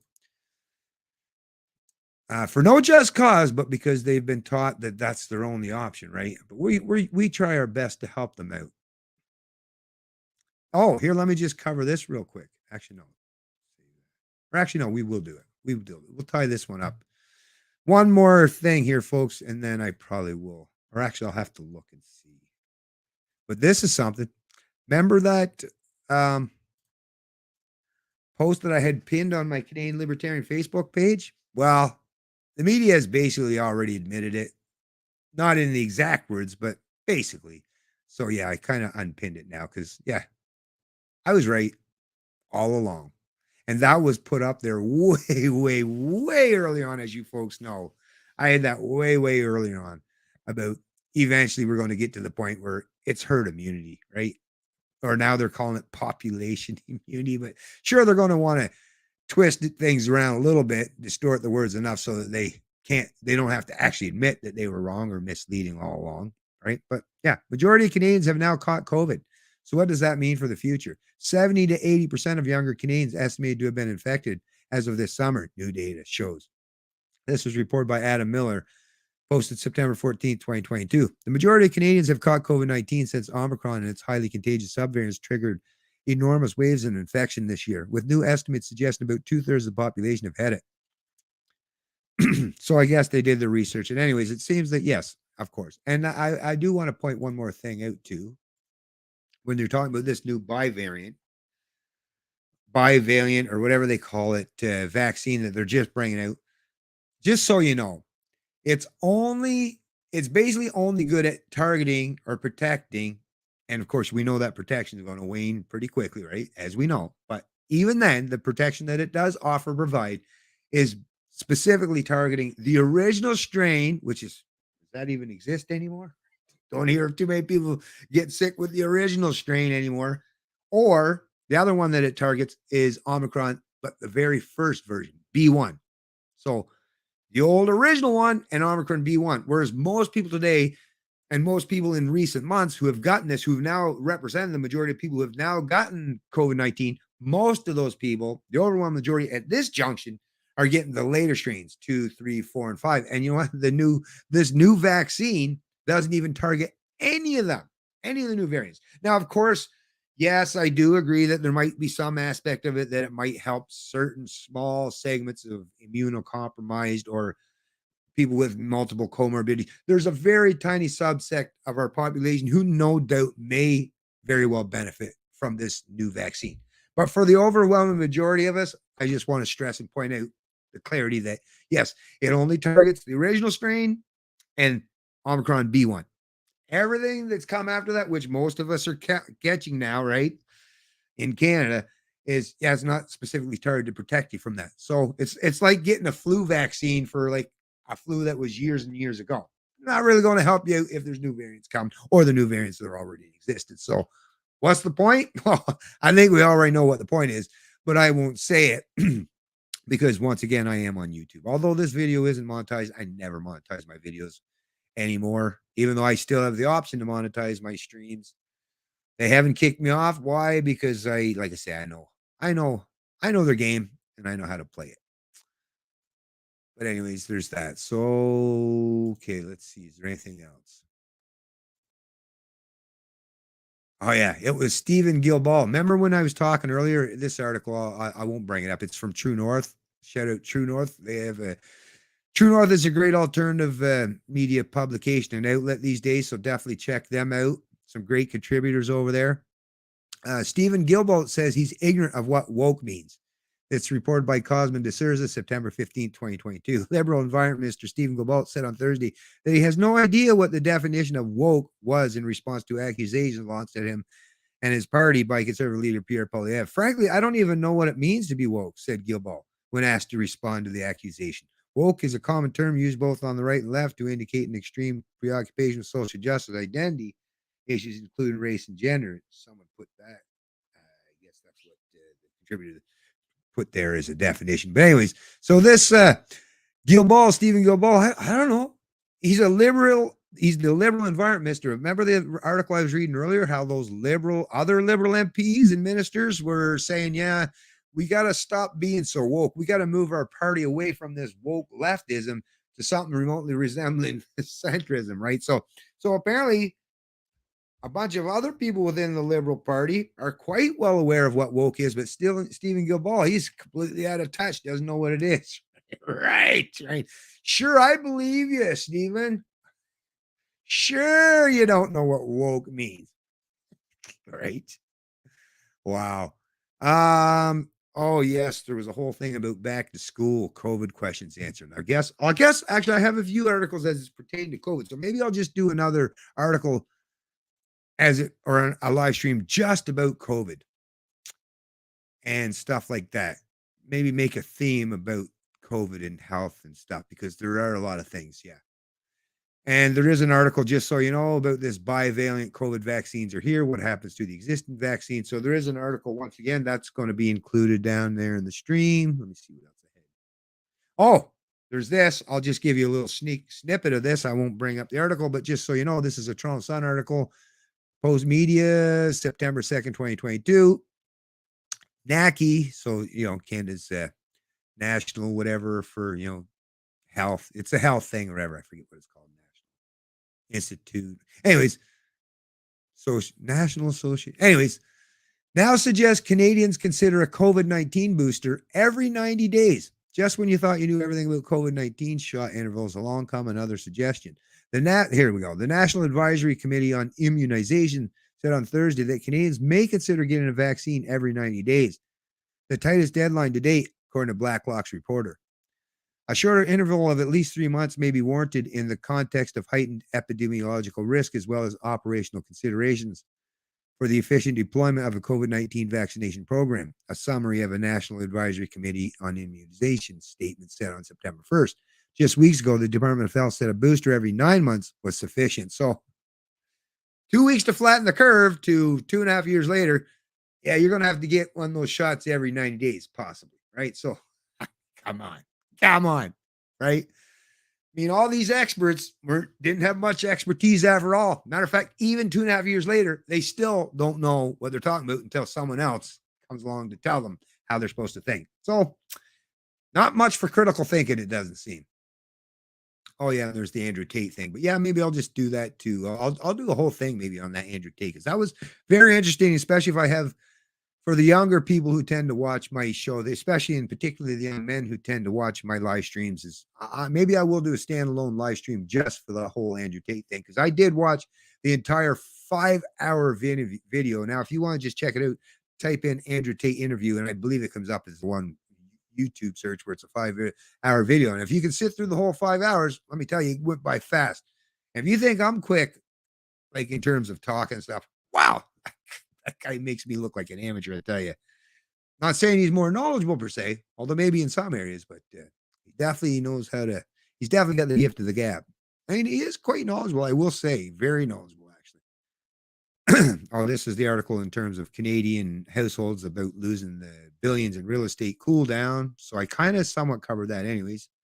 And then there's this one, a National Post article. Federal Tribunal reverses EI denial for worker fired for not taking COVID vaccine. So that's a good thing. The loss of his job and denial of benefits sent Conlon into a financial catastrophe, said the Justice Center for Constitutional Freedoms, relying on the goodness of his friends to help support him. This was reported by Brian Passafume, September 16, 2022. So a federal tribunal has reversed, you know how the Trudeau Liberals and their cronies basically and their order followers basically, yeah, if you don't get the vaccine, no EI for you.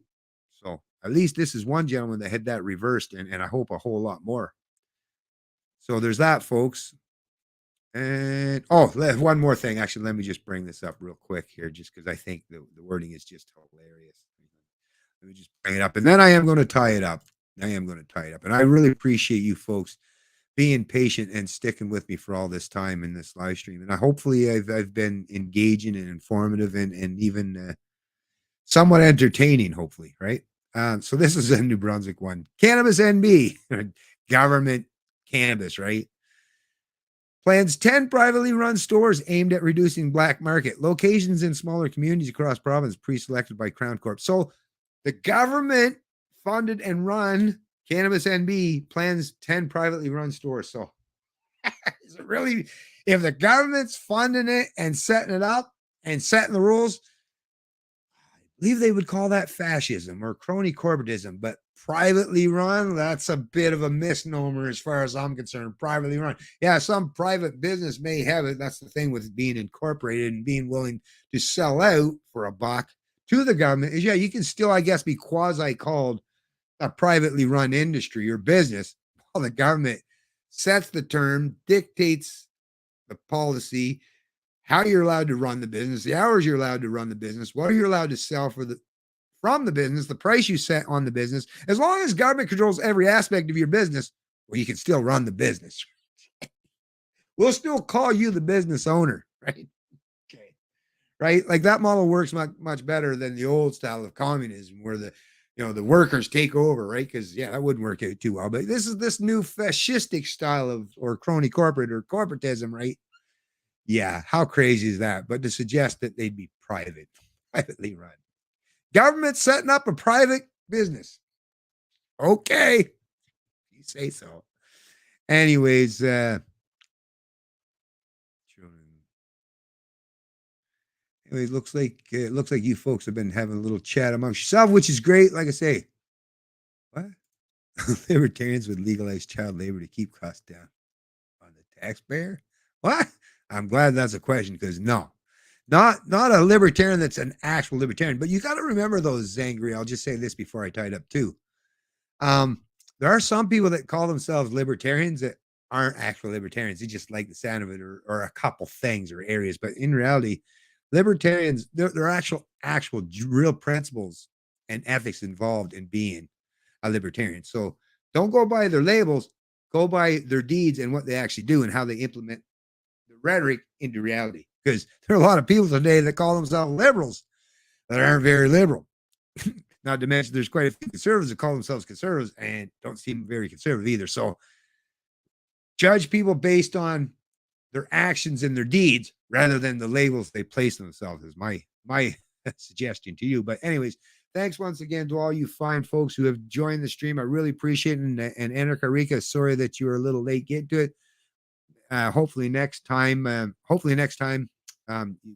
be here for a little bit longer. But of course, as you know, you can always go back and check it out later at your own leisure, at your own time. And once again, feel free to share this video with this live stream with anyone you feel worthy of it. Maybe just post up on your page, and if people want to check it out, they'll check it out. But once again, I would really appreciate any help you can get to help me get my message or the information that I produce and provide out to as many of our fellow citizens or anyone else that's willing to hear it as we can. Because once again, the kind of world that we want to bring to fruition doesn't come to fruition without a lot of well-educated, informed people who actually understand intrinsically what it is to be a free human being and act accordingly, right? That's what we need to usher in this, what I've kind of coined the Enlightenment Era 2.0, where we can make that amazing step forward and advance humanity to a place where freedom truly does, and the individual liberty, all that truly does exist for all of us, right?